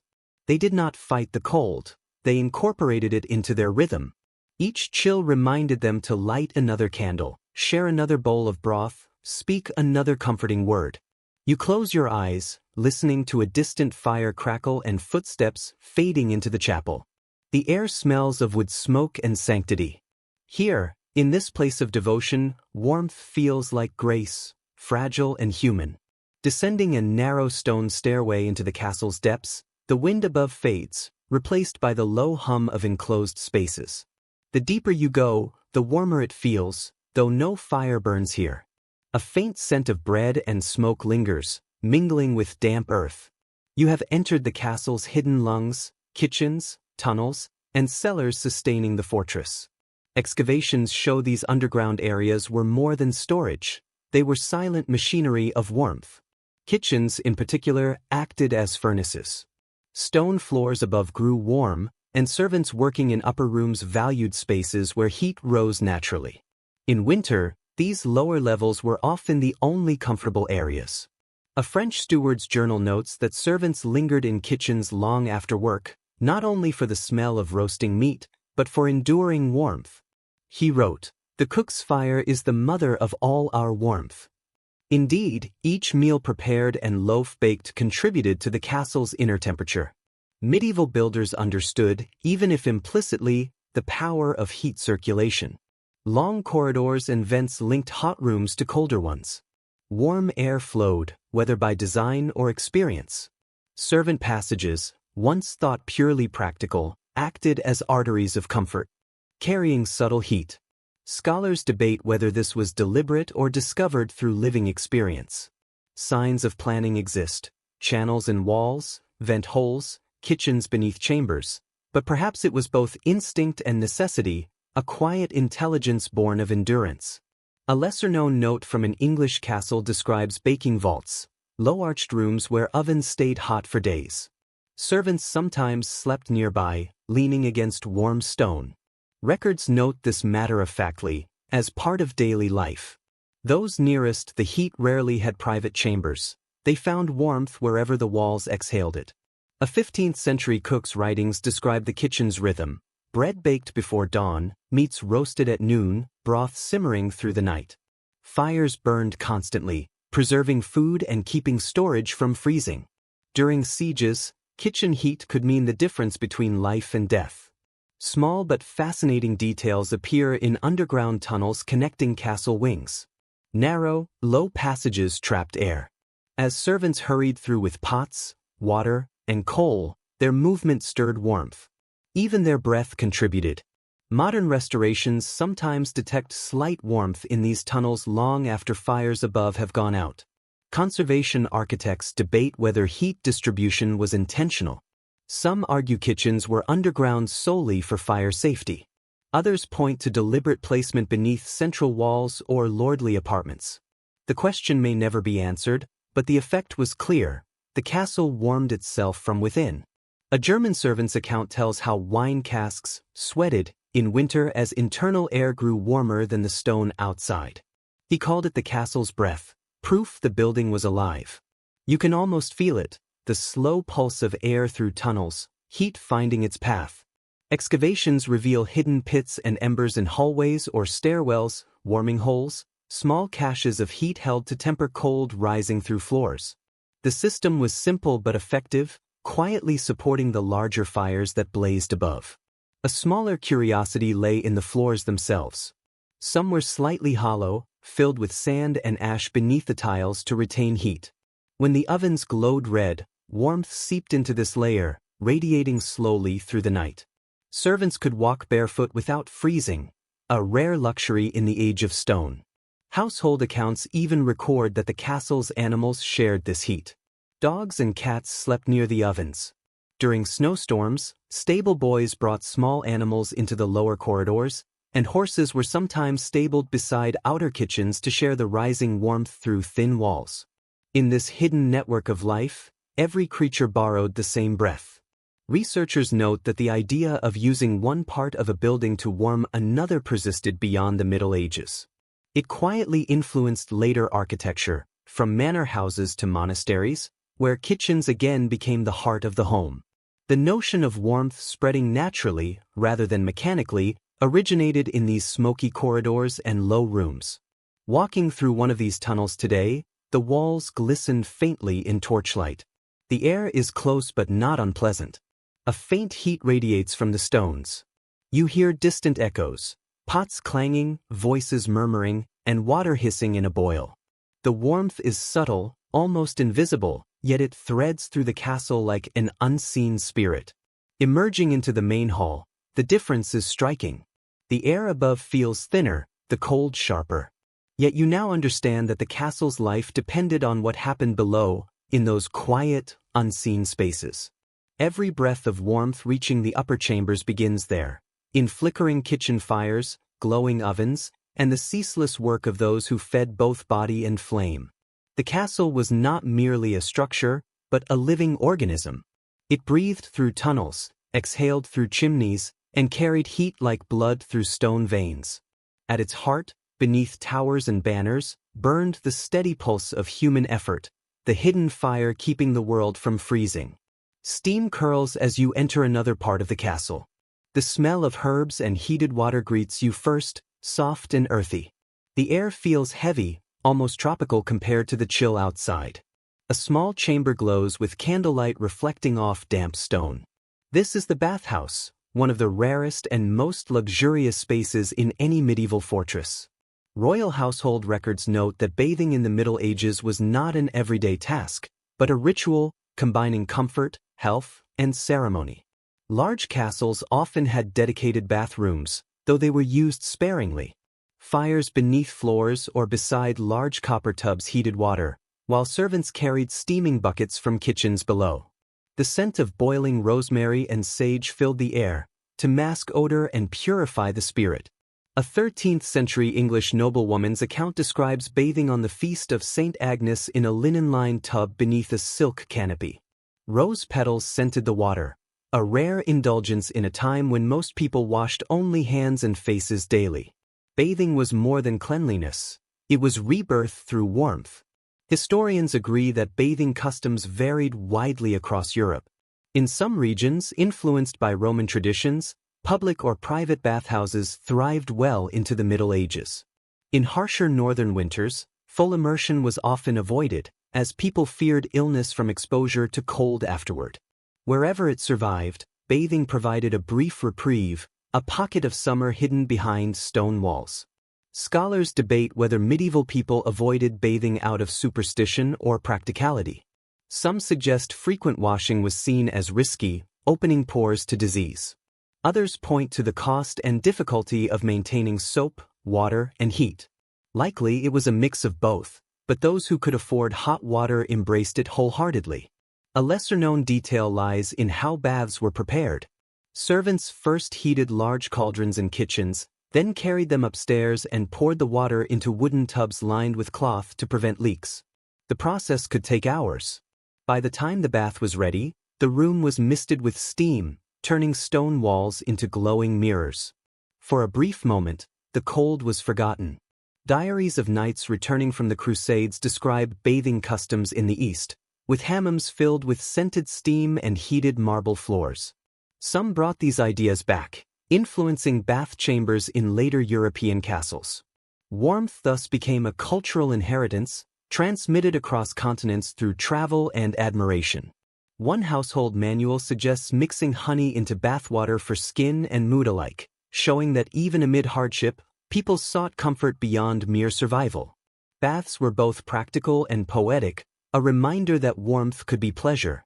A story from a German castle recounts lords and ladies bathing together during the Yuletide season. Water perfumed with spices, musicians playing softly, servants adding hot water. The air shimmered with candlelight and laughter. For a few hours, stone and flesh blurred. The castle itself seemed to relax. Later centuries show how baths gained medicinal uses. Physicians prescribed hot, herb, or mineral-infused baths to treat melancholy, stiffness, or spiritual fatigue. Heat became a therapy for both mind and body. Modern researchers have found remnants of stone basins and drainage channels, indicating baths were more common than once believed. Even shallow basins of warm water provided comfort to bones stiffened by cold. Traveling clerics describe communal baths with conversation and song, voices echoing off stone, laughter mingling with splashing. It was a rare kind of warmth, human warmth, within a world dominated by silence and frost. A small but intriguing note records that monasteries allowed bathing on certain feast days. The abbot might bless the water before the first man entered, making the act of washing a form of gratitude. Rising steam was described as prayer made visible. Kneeling beside an ancient tub now, the water glows gold in candlelight. You dip your hand in and feel heat seeping into your skin, loosening muscles, quieting thought. The warmth feels alive, centuries undiminished. Outside, the wind claws at stone, but here there is stillness. You can almost hear the voices of those who once bathed here, echoing softly through time. The bath was more than luxury, it was rebellion, a declaration to winter, you cannot claim us entirely. For one fragrant hour, warmth was joy, not survival, enough to carry them through another long cold season. The scent of hay and fur reaches you before sound. A soft rustle, a low snort, hooves shuffling against straw. You've entered the stables, a warm, living corner of the castle. Heat radiates from the animals huddled together, turning the cold stone into comfort. Agricultural records show animals were not merely workers or food, they were a vital part of the castle's life. They were living radiators. The body heat of horses, cows, and pigs could raise the temperature of barns and outbuildings by several degrees. In winter, people often built their living quarters close to, or even above, these animals. Warmth rose through the floors, softening the sting of frost. The castle was not separate from its animals. It lived with them. A curious passage from a 14th-century letter describes servants sleeping in stables on the coldest nights, wrapped in cloaks, lying near the horses with their faces pressed against warm flanks. The writer notes that no fire on earth is gentler than the warmth of a living creature. For the poor, this companionship was both practical and comforting. Historians widely agree that dogs played an important role in household warmth. Large hounds and mastiffs often slept near their masters, sometimes at their feet beneath bedclothes. The later phrase, a three-dog night, describing bitter cold, originates from this practice. Sharing warmth with animals acknowledged the vulnerability of both humans and beasts under the winter sky. Scholars still debate whether this arrangement was intentional. Did people design buildings to benefit from animal heat, or did the habit evolve naturally? Archaeological evidence from castles and manors suggests a combination of both. Some halls had adjoining stables separated only by wooden partitions. The heat from the animals, along with the fermentation of stored hay, created a steady, mild warmth that seeped through walls, a humble but reliable comfort. A Scottish account notes that chickens and pigeons were sometimes kept in upper lofts near kitchens. Their body heat helped prevent frost from forming on ceilings, while their movement added sound and life to the cold months, a soft fluttering that filled the silence. The warmth of feathers became warmth of spirit. Peasant folklore recorded later claimed that sleeping beside animals strengthened health. The steady rhythm of their breathing was said to calm the heart and protect against night terrors. Some believed that the souls of animals carried the earth's warmth to those who shared their space. Whether or not one accepts this, the comfort of it is undeniable. An amusing anecdote from an English manor recounts a prized cow being led into the great hall during a harsh frost. The lady of the castle ordered it kept near the wall to share its warmth until the weather eased. Practical at the time, the cow's breath alone could raise the temperature in a small room. Environmental historians continue to discuss how deliberately medieval people relied on animal heat. Some see it as coincidence, others as a conscious design choice. The lines between shelter, stable, and storage were fluid. Warmth traveled wherever life gathered. Another interesting detail is the use of animal byproducts for heating. Dried dung, especially from cattle, was a common fuel where wood was scarce. It burned slowly, giving steady heat and a distinctive earthy aroma. Though unusual to modern sensibilities, this resource sustained entire villages through the harshest winters. Even waste became warmth when nothing else was available.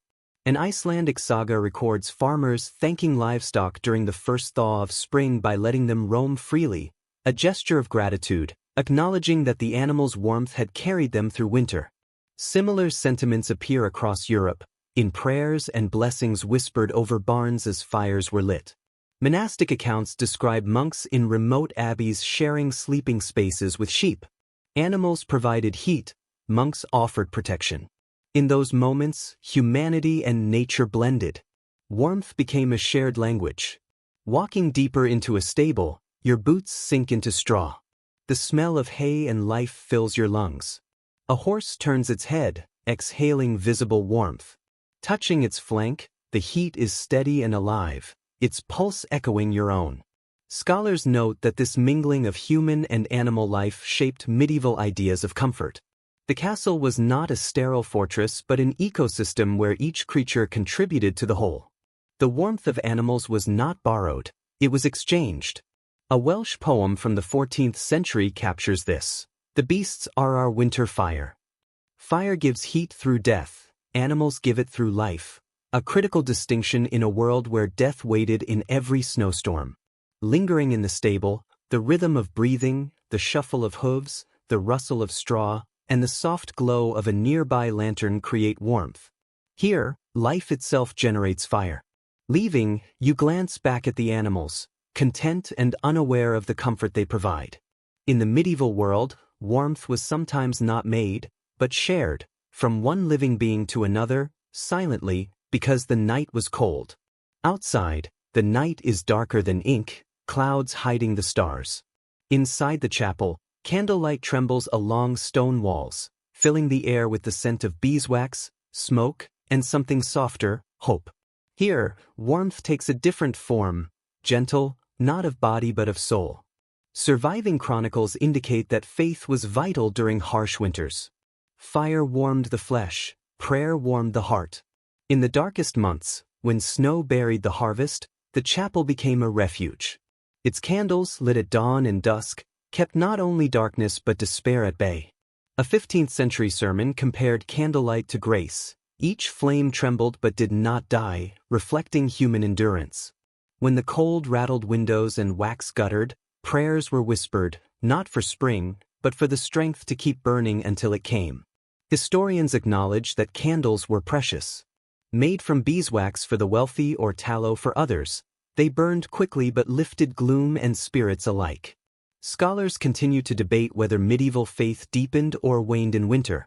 Some suggest hardship intensified devotion. Others say ritual replaced warmth only when nothing else sufficed. Yet even in small villages, people gathered to sing, light, and hope. The warmth of community was real, even if the air remained cold. A lesser-known practice in Burgundy recorded the blessing of the hearth. Each winter, a priest sprinkled holy water on fireplaces and blessed the first flame, blending practical and sacred protection. Travelers' accounts show that many chapels served double purposes. Thick walls held both silence and heat. On bitter nights, villagers slept near the altar, blankets drawn, breaths mingling with incense. Presence, prayer, and candlelight created safety beyond any hearth alone. A northern monastery recounts monks melting snow into candles when supplies ran low. Mixed with animal fat, the wax was smoky but functional. The abbot wrote, "Light is light, even when it smells of the barn." The phrase captured the humility of their world: imperfect warmth, imperfect light, and faith enough to sustain both.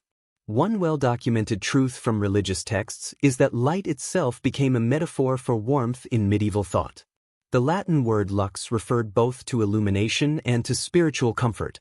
Lighting a candle during prayer symbolized the human soul resisting the cold of sin and death. To live without light was to live without warmth. A small but fascinating household tradition shows people leaving a candle burning through the longest night of winter, believing its flame helped guide the sun back to the sky.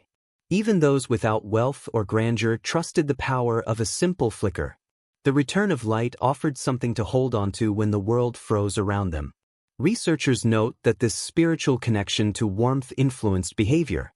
People shared fires, helped neighbors mend chimneys, and exchanged candles at festivals as gifts of friendship.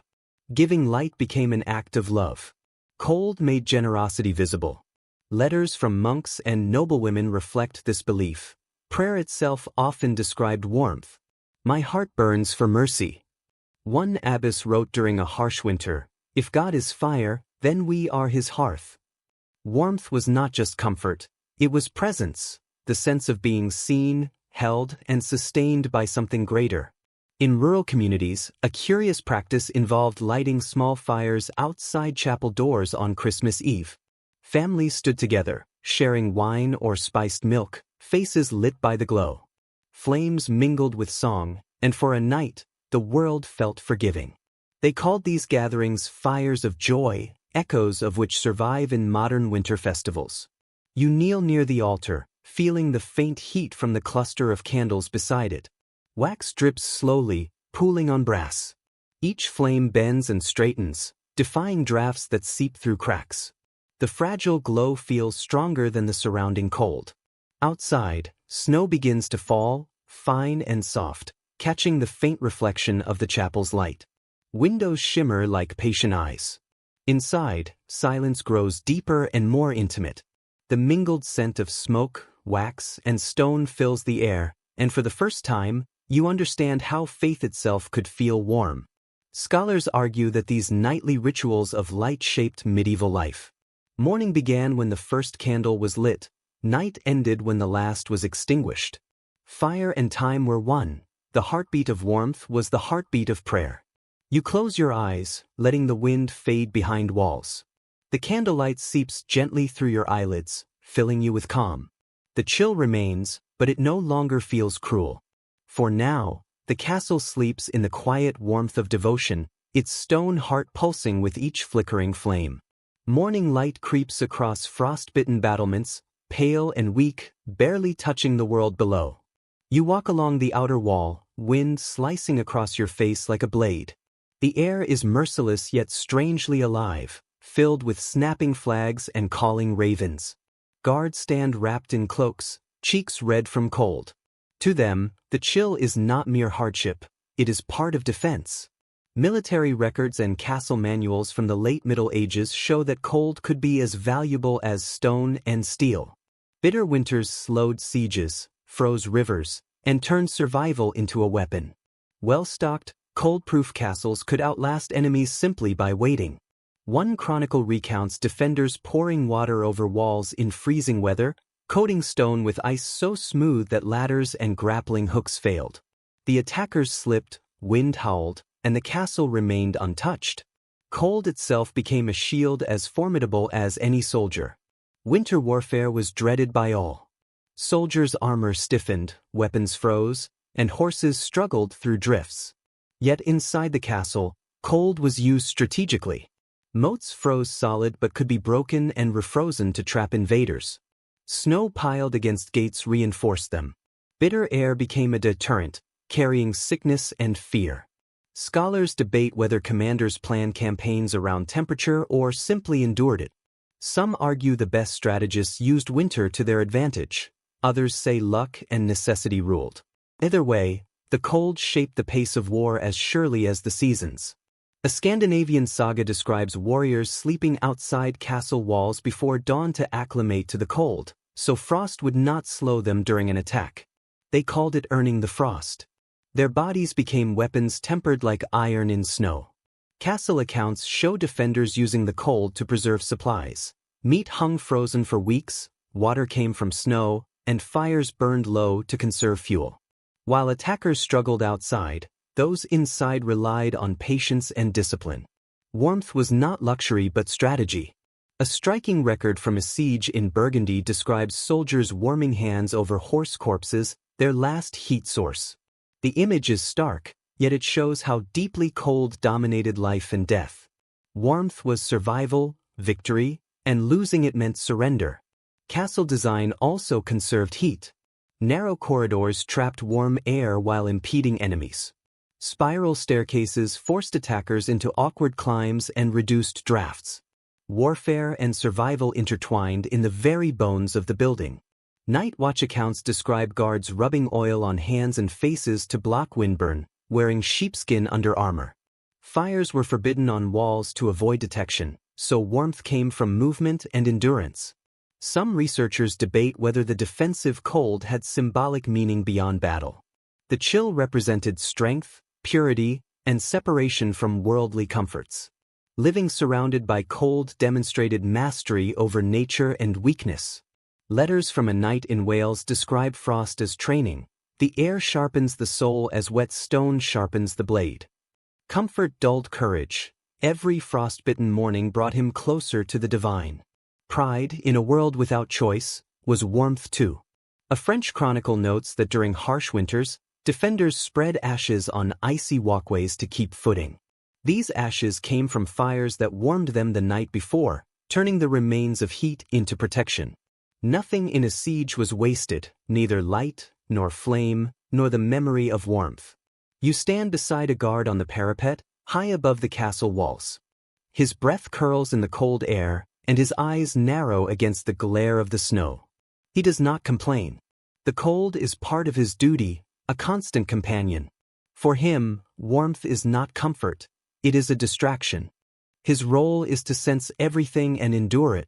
Historians note that castles were not just defensive structures, they were symbols of endurance.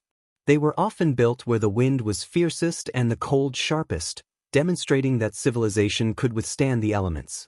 Keeping a fire burning inside such fortresses was not merely survival, it was triumph. Looking out across the frozen fields beyond the walls, the world appears still, snow faintly gleaming under the pale morning light. The silence is complete, yet beneath it hums a quiet tension, a controlled strength. The cold holds everything in place. You step back into the corridor, brushing against the warmer interior walls. Behind you, the guard remains at his post, motionless against the horizon. The cold has become his ally, a weapon no enemy can claim. Inside the castle, fires burn quietly, their light hidden, their warmth reserved for those who endure within. Here, in the balance of frost and flame, the castle shows its true nature. It is not designed to defy winter but to harness it. The cold deters danger, while warmth, however modest, keeps life alive. Descending from the battlements, you move into a long corridor lined with tapestries. The air grows warmer with every step. Ahead, laughter drifts, along with the clinking of cups and the soft pluck of a lute. This is not the simple warmth of servants or the rough comfort of guards. This is deliberate, royal warmth, designed for those who could command fire as easily as soldiers. Records from royal estates reveal that kings and queens of the late Middle Ages enjoyed heating systems far beyond what most subjects could imagine. Stone floors concealed chambers where fires burned unseen, sending hot air through small vents to rooms above. This early form of underfloor heating, inspired by the Roman hypocaust, kept royal apartments remarkably temperate, even in midwinter. While peasants wrapped themselves in heavy furs, monarchs walked barefoot on warm stone.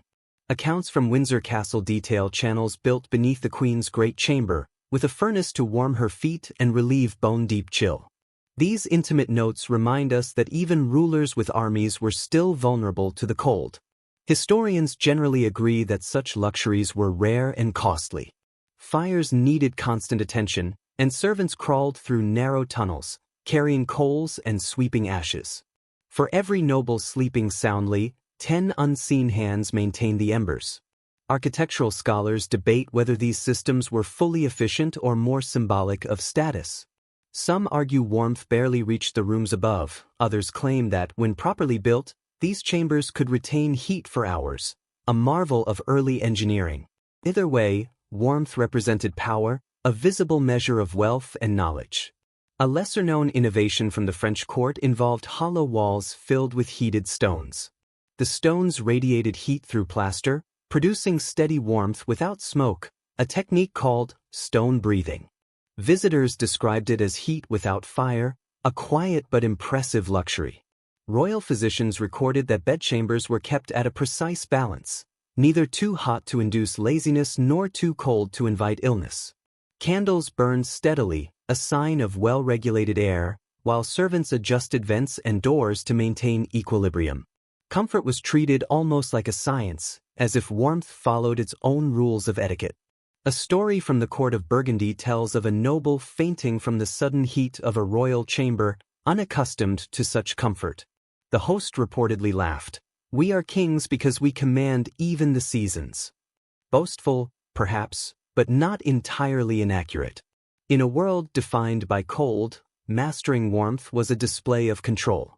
Inventories from French and English palaces show extensive use of insulation, velvet drapes, thick carpets, fur-lined chairs, all tools of temperature management as well as symbols of status. Every surface was chosen to absorb heat and reflect comfort. Royal warmth was as much art as architecture. King Charles V of France even used heated metal plates, wrapped in cloth and placed beneath his feet during audiences. Servants replaced them as they cooled. The king's composure in long meetings was not luck, it was engineered. Yet, letters from queens and kings indicate that even surrounded by fire, the cold could creep in through floors and doors. Nature always found a way. A Venetian envoy visiting England in the 15th century described royal apartments glowing like the hearth of God, scented with wax, wine, and spice. Winter seemed to vanish entirely. For most, warmth was fleeting. Here, it felt like permanent daylight. English chroniclers note that servants walked barefoot through royal chambers to detect cold spots, adjusting rugs or braziers accordingly. Luxury demanded maintenance. Warmth was never simply enjoyed. It was crafted, managed, sustained. Walking through the royal hall, tapestries shimmer, floors feel soft beneath your feet, and the air carries the subtle scent of cedar.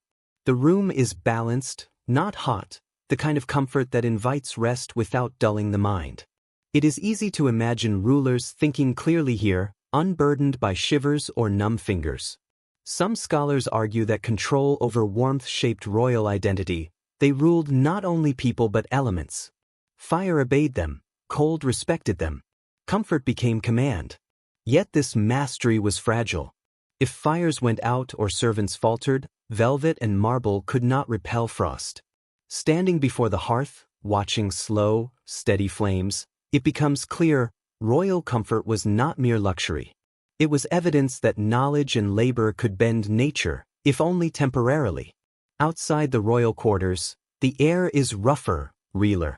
Tapestries give way to bare walls, corridors narrow. A door creaks open, letting a gust of cold slip inside. This is the world beyond silk and velvet, where warmth is simpler and more human.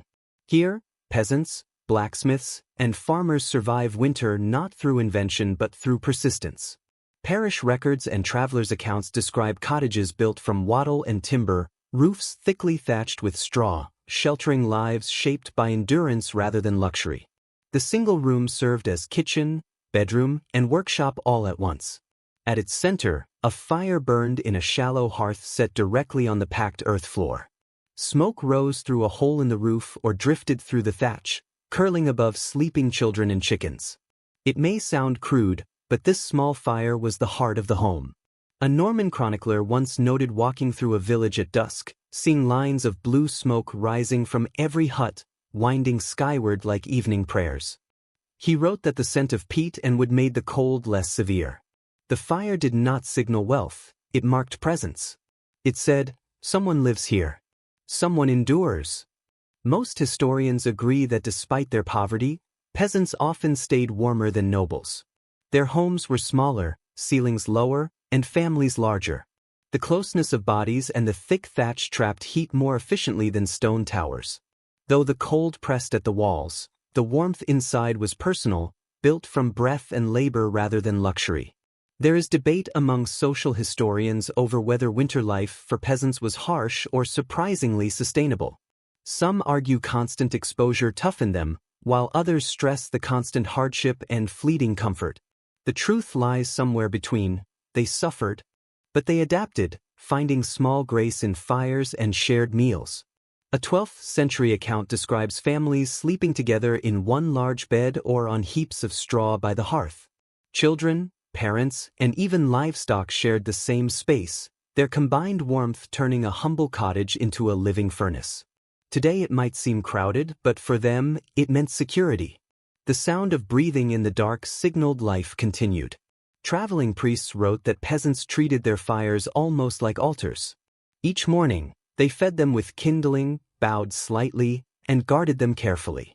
If the fire went out overnight, a household might borrow an ember from a neighbor, carrying it in a clay pot through the snow. Sharing fire was not just kindness, it was community. In rural England, villagers practiced the winter ember ritual. On the last night of autumn, a special log was placed in the hearth to mark the start of winter. Its embers were tended until spring. If it survived, so would the family.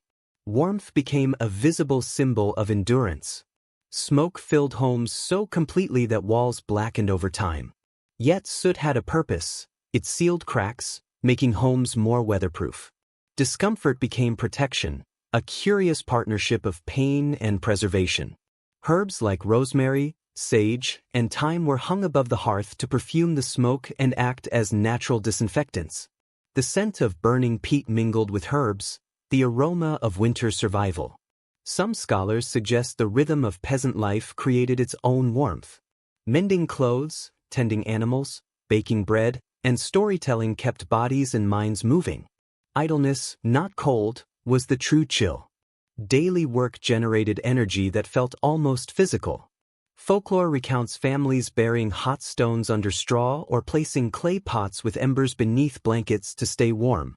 The glow faded by midnight, but its memory lingered, aiding sleep. It was a modest luxury, yet deeply human. Some travelers noted peasants rubbing snow on their faces before approaching the fire, a harsh contrast believed to strengthen skin and spirit. Imagine sitting by one of these hearths. Smoke stings your eyes, but the air is alive with crackling wood and bubbling stew. A child sleeps beside the fire, curled against a small dog. The mother hums, stirring slowly. The scene is simple, yet it holds more peace than the grandest chambers. Heat in peasant homes was never wasted. Every ember had a purpose: drying clothes, fermenting dough, softening wax, or warming food. The hearth was workshop, stove, and sanctuary.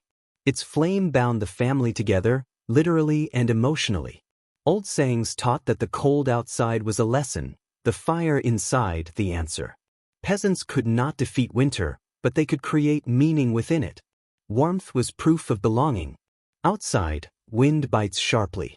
The smoke above the roof bends and fades into gray. Inside, life continues steady and glowing. Even the smallest hearth held the magic of a royal furnace. Its size mattered less than the fact that it burned. Snow drifts quietly against the walls, muting sound. Inside the castle, the air hums with music, laughter, and the smell of spiced ale, roasted meat, and evergreen. Winter was honored, not merely endured. Chroniclers describe the Yule log, a symbol of defiance against darkness, carefully chosen, blessed with wine, and meant to burn through the 12 nights of Christmas. Each family member touched it, whispering wishes to be carried to heaven by sparks. Festivals were acts of survival.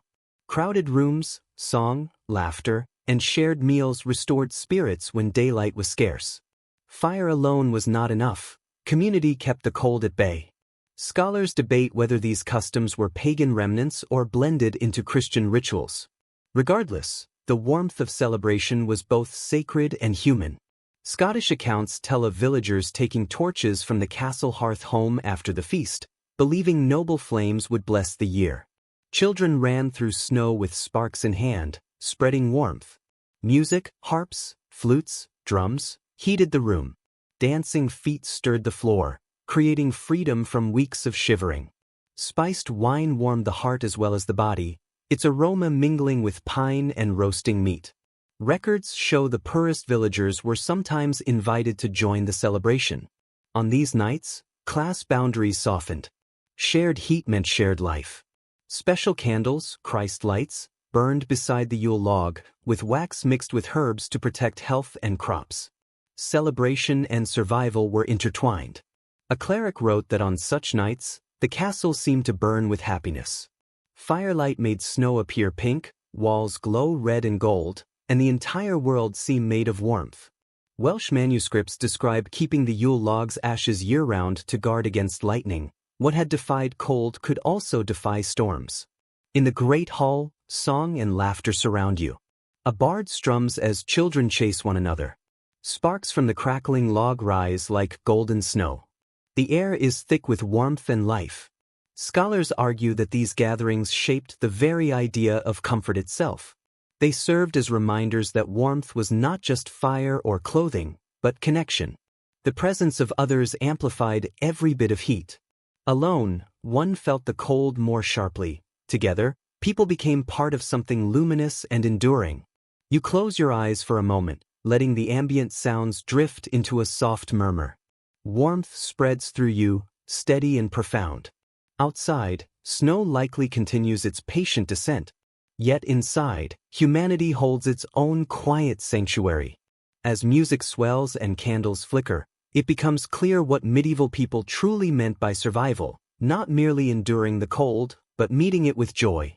Shared fire burned brighter, every story, song, and smile added to its light. The feast winds down, leaving the lingering scent of wood smoke, pine, and spilled wine. The great hall quiets, save for the faint crackle of dying embers. Stepping into the courtyard, the air feels sharper. Stars scatter like frost on black velvet. Your breath curls upward in silver ribbons, and for a moment, the cold feels alive. Castle accounts and travel diaries indicate that winter nights were harshest. By midnight, fires dimmed, and walls released their stored heat. Cold crept through cracks, under doors, and past window frames, seeping into stone. Movements slowed, voices softened, as though to respect the night. A 14th-century journal notes that guards on night watch counted stars to stay alert. They named them, debated their patterns, and used their faint light to track hours until dawn. The cold, though severe, kept them vigilant.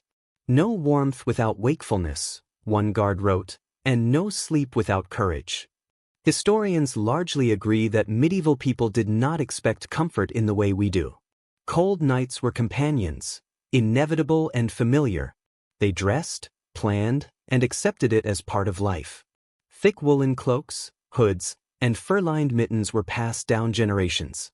Every household had at least one garment, the night piece, reserved for the coldest pre-dawn hours. Textile historians debate the effectiveness of these layers. Some argue they merely delayed the cold, others highlight wool's natural oils, which retained warmth even when damp. Either way, survival was endurance, not perfection. The aim was coexistence with cold, not its elimination. English folklore records that people whispered small charms to stay warm. Travelers might say, "Fire at my feet, friend at my side," invoking courage and comfort. Whether habit or magic, it reminded them that warmth began in the mind as much as in the body. Castle letters note that outer walls could grow so cold that frost formed indoors. Stones glimmered under torchlight, and rushes stiffened with ice. Servants moved quietly to avoid disturbing others. At night, the castle resembled a frozen cathedral of whispers. In some northern estates, cats roamed freely in winter. They hunted mice and slept on beds, laps, and window ledges, acting as small, steady sources of warmth. One steward called them moving embers of the house. Wealthier homes used bed warmers. Metal pans filled with coals slid between sheets. Handled carefully, they warmed the bed without scorching linens. The smell of metal and ash mingled with wool and candle wax. For a few moments, the bed felt like summer.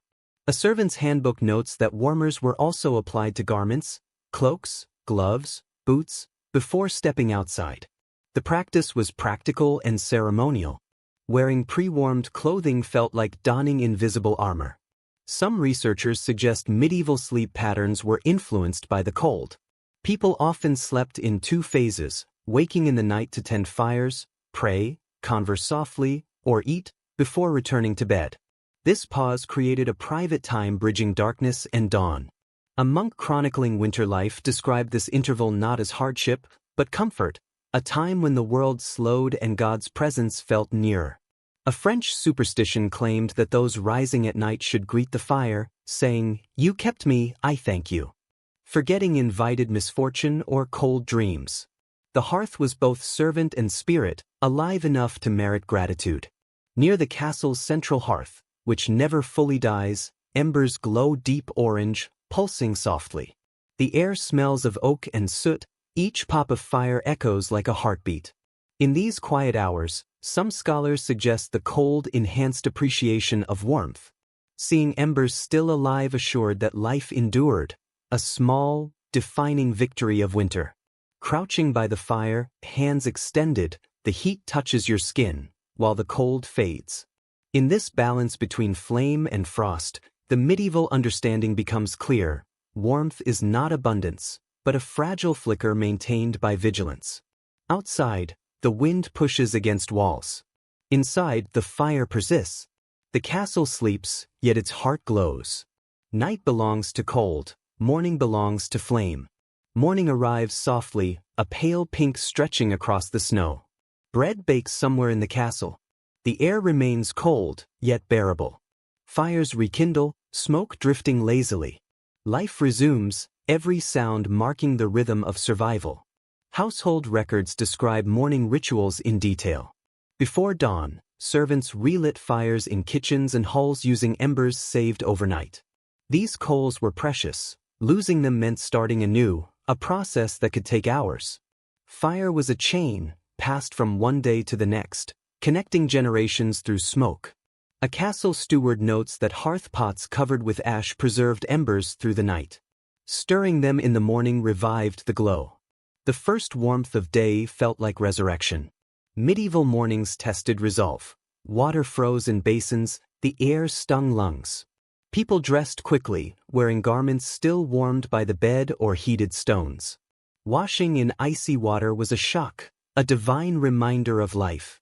Historians debate whether rekindling fires was symbolic or practical. Some claim it was near prayer, others routine. Yet the language in records shows reverence. Fires were never started, they were awakened. An Old English poem honors the keeper of the morning flame, often a servant or spouse, whose task held domestic and spiritual weight. To rekindle the hearth invited warmth, light, and hope. Castle kitchen instructions show that fires were lit according to purpose. Cooking fires burned high and hot, warming fires low and steady. Arranging logs was taught by experience. The right fire could last half a day, the wrong one smoked hulls black, wasting fuel. Manuals also note a morning hush, the brief silence after lighting, believed to help flames grow stronger. Rooms glowed peacefully, punctuated only by crackling fire. In cold regions, heated stones or bricks wrapped in cloth warmed hands before work. These stones, small and intimate, were personal defenses against chill. Even nobles carried them discreetly. A monk noted that winter altered prayer rhythms. Breath fogged altars, voices sounded heavier, shaped by cold air. Yet frost made words sparkle. Warmth arrived not just from fire, but through sound. Breakfast centered on heat. Porridge, broth, warm ale. Food restored internal warmth. Eating cold food was unwise, even disrespectful to winter.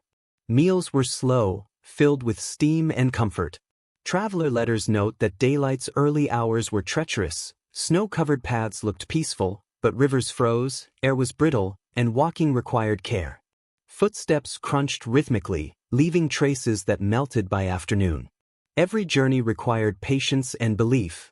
In several villages, a curious but meaningful custom involved children greeting the rising sun by holding their hands toward it, as if drawing warmth from afar.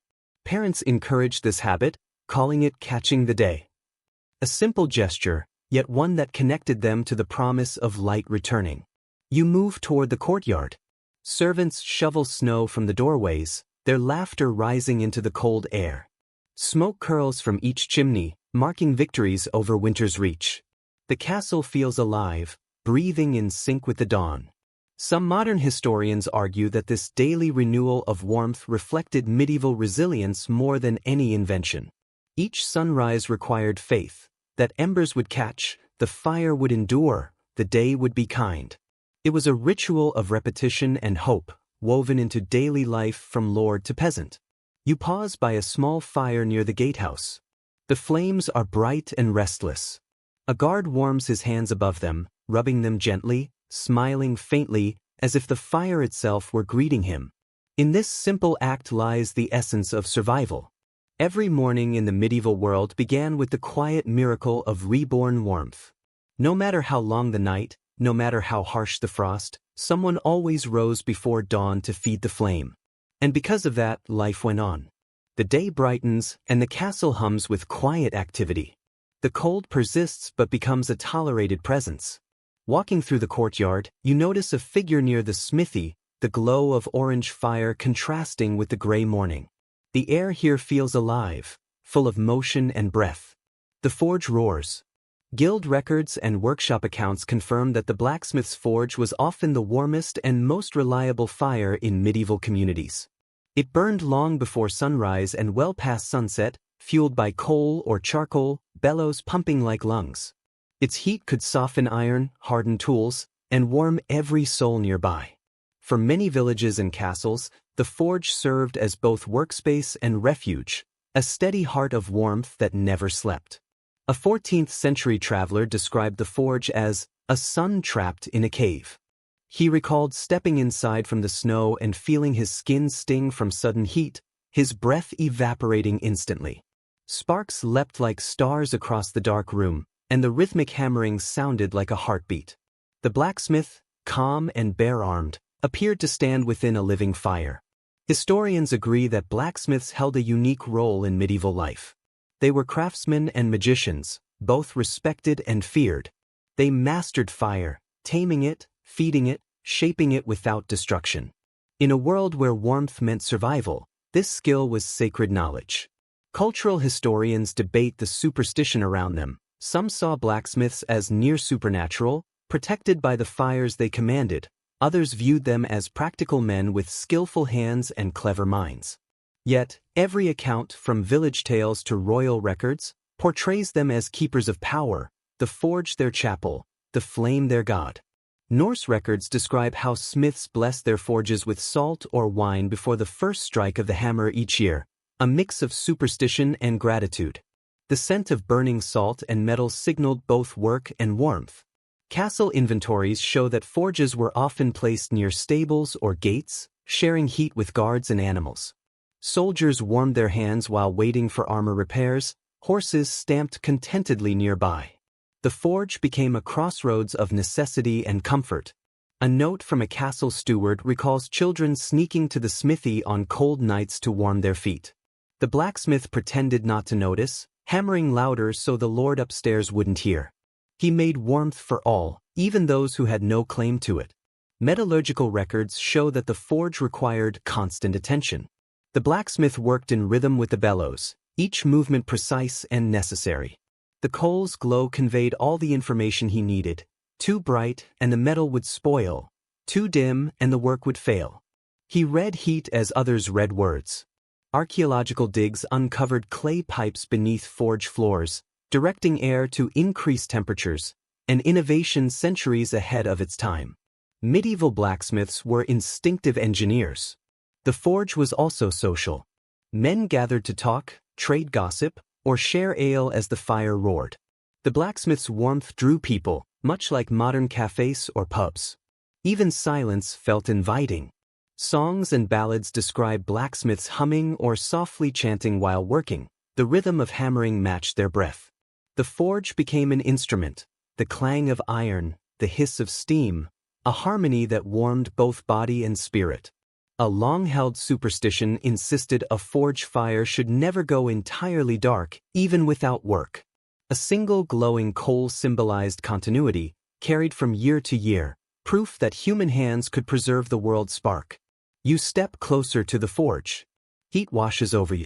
The blacksmith nods once, then continues hammering. Sparks flare like fleeting constellations. The rhythm of hammer and fire is the castle's second heartbeat. Historians note that the forge perfectly combined fire and purpose. Unlike hearths that comforted or braziers that soothed, the forge transformed cold metal into tools and weapons, shaping civilization itself. Mastering warmth, the blacksmith gave it meaning. You watch the final spark fade. The blacksmith leans back, wiping his brow. The forge still pulses, alive. Outside, the cold waits but cannot cross the threshold. Within, fire has become more than survival. It is creation. Walking back into the castle, you climb a winding stair into the library. The air here smells of parchment, ink, and dust, warmed gently by a brazier. Soft golden light filters through narrow windows onto rows of manuscripts. The hush of this space conveys the care of thought kept warm. Monastic and royal records show that libraries were specially tended in winter. Parchment and ink were fragile. Warmth was essential to prevent cracking or flaking. Scholars worked beside small fires, bundled in layers, fingers stained from ink and soot. A 15th-century scholar nicknamed his small desk brazier the little stove of wisdom, describing its glow as companionship, its crackles speaking alongside his words. Heat enabled the mind to work. Historians agree knowledge in winter was delicate. Drafts extinguished candles, cold thickened ink. Margins of manuscripts show faint burn marks, evidence of scribes working close to the flame. A single spark could destroy knowledge, yet without fire, words could not exist. Scholars debate the effect of cold on learning. Some argue it sharpened focus, others say it limited creativity. Yet illuminated manuscripts prove beauty thrived even in harsh conditions. Monks rotated seats around the hearth, the closest spot a privilege of diligence or luck. Humor and quiet competition persisted, echoing modern workspaces. Manuscripts were sometimes warmed before reading, balancing preservation with accessibility. Italian scribes even insulated ink in hollowed bread to prevent freezing while adding a faint wheat aroma. Books were stored in sunny upper chambers, windows small to retain heat. Every volume represented years of labor, hands warmed over fires. Protecting them preserved humanity's fragile flame of understanding. Restoration of English abbeys revealed smoke stains aligned with old braziers. Wisdom mingled with fire. Winter influenced medieval storytelling. Long nights encouraged reflection and conversation by the hearth. Epic poetry may have arisen from these rhythms, where words replaced warmth. Nobles kept small book collections near fires, the rustle of parchment and scent of leather offering peace. Knowledge became a refuge, a fire of the mind. A 15th-century scholar wrote, "My fingers grow stiff, yet I write, for the flame inside my chest is hotter than the one beside my chair." Thought itself was heat, capable of outlasting the longest winter. Seated at a heavy oak table, the air warm, you trace inked letters on a manuscript. Each line feels alive, born from endurance. Scholars describe medieval learning as a discipline of warmth, effort, proximity, and care were necessary, just as tending fire required. Understanding did not blaze naturally. It needed coaxing, guarding, and sharing. The brazier hums softly. The warmth on your skin mirrors the warmth of thought. Every flame, from hearth to forge to candle, serves the same purpose: to push back cold and ignorance. Outside, the wind rattles shutters, but inside, the castle glows. Light and heat speak the same language, and knowledge burns as brightly as flame. Evening arrives quietly. Torches flicker to life, flames reflecting in polished metal. The castle exhales after a long day. Outside fades to snow and shadow. Inside, warmth begins its nightly ritual. Household records note that evenings were carefully orchestrated, fires stoked, doors barred, floors layered with fresh rushes. Warmth was central. A chamberlain's log reads, "Check each brazier, close every shutter, and ensure no candle burns unattended. Let all flame be watched, for in its heart is our peace." Fire tending was devotion. Most historians agree, managing fire shaped medieval schedules. People once measured time by the life of the flame. When it burned high, it signaled the start of meals. When it dimmed, rest followed. The rhythm of heat set the rhythm of daily life. There were no clocks to govern them, only the steady pulse of burning wood and the soft sigh of embers fading to ash. Cultural historians continue to debate how communal life changed after sunset. Some argue that darkness encouraged intimacy, singing, storytelling, shared warmth. Others believe fear of the cold and night made people retreat into silence. Letters and records suggest both were true. Some evenings glowed with laughter, others were quiet, filled only with the gentle crackle of fire. A lesser-known detail appears in accounts of traveling musicians at noble courts. They performed by the hearth, their instruments tuned to the warmth. Lutes and viols warped too close to the flames, yet sounded lifeless if kept too far. The right distance was learned instinctively. The fire's heat made their hands supple and their music alive. Contemporary accounts describe storytelling as the most common evening pastime. Around the fire, tales of knights, saints, miracles, and monsters unfolded. The stories shifted with the crackling wood, sometimes bold, sometimes subdued. Listeners leaned closer, drawn not only by the plot but by the comfort of shared nearness. The warmth connected them as surely as the tales did. In an English manner, a custom involved sprinkling herbs into the fire before storytelling: rosemary for remembrance, lavender for calm, sage for protection. The scent mingled with smoke, filling the hall with memory. The fire became an active presence, breathing comfort into the night. Winter records show animals gathered close to fires as well. Dogs stretched by the hearth, cats dozed on benches, and falcons roost near their masters. The hall became a living circle of warmth, blurring the line between humanity and nature. A Welsh castle account notes how ashes were sifted before sleep, large coals saved and buried to rekindle at dawn, the rest spread thin to prevent flare-ups. The night was a careful balance of protection and preservation. Scholars suggest this care reflects a medieval sense of responsibility. Warmth was never passive. A single careless ember could undo years of effort. Within this vigilance lay both comfort and anxiety. Household journals show evenings were also times of quiet companionship. Workers gathered in kitchens, sipping broth, mending clothes, and sharing stories of love, superstition, and small triumphs over the cold. For them, warmth was equality, not luxury. A priest once wrote of the castle fires at night, "Each flame speaks its own tongue. Together, they murmur a hymn to survival." Perhaps he referred to the subtle music of a quiet hall, the pop, hiss, and sigh of wood surrendering to light. These sounds formed the heartbeat of winter nights. Social historians note that warmth after dusk carried emotional weight. The shared fire created trust. People confided secrets, made promises, and sometimes fell in love beside the glow. Heat softened caution, revealing humanity after a day of labor and isolation. A lesser-known superstition spread across Europe held that extinguishing all flames before midnight brought bad luck. Even in castles, a single ember remained alive, tended by a servant or a cat, symbolizing continuity until morning. You now sit beside the great hall's largest hearth.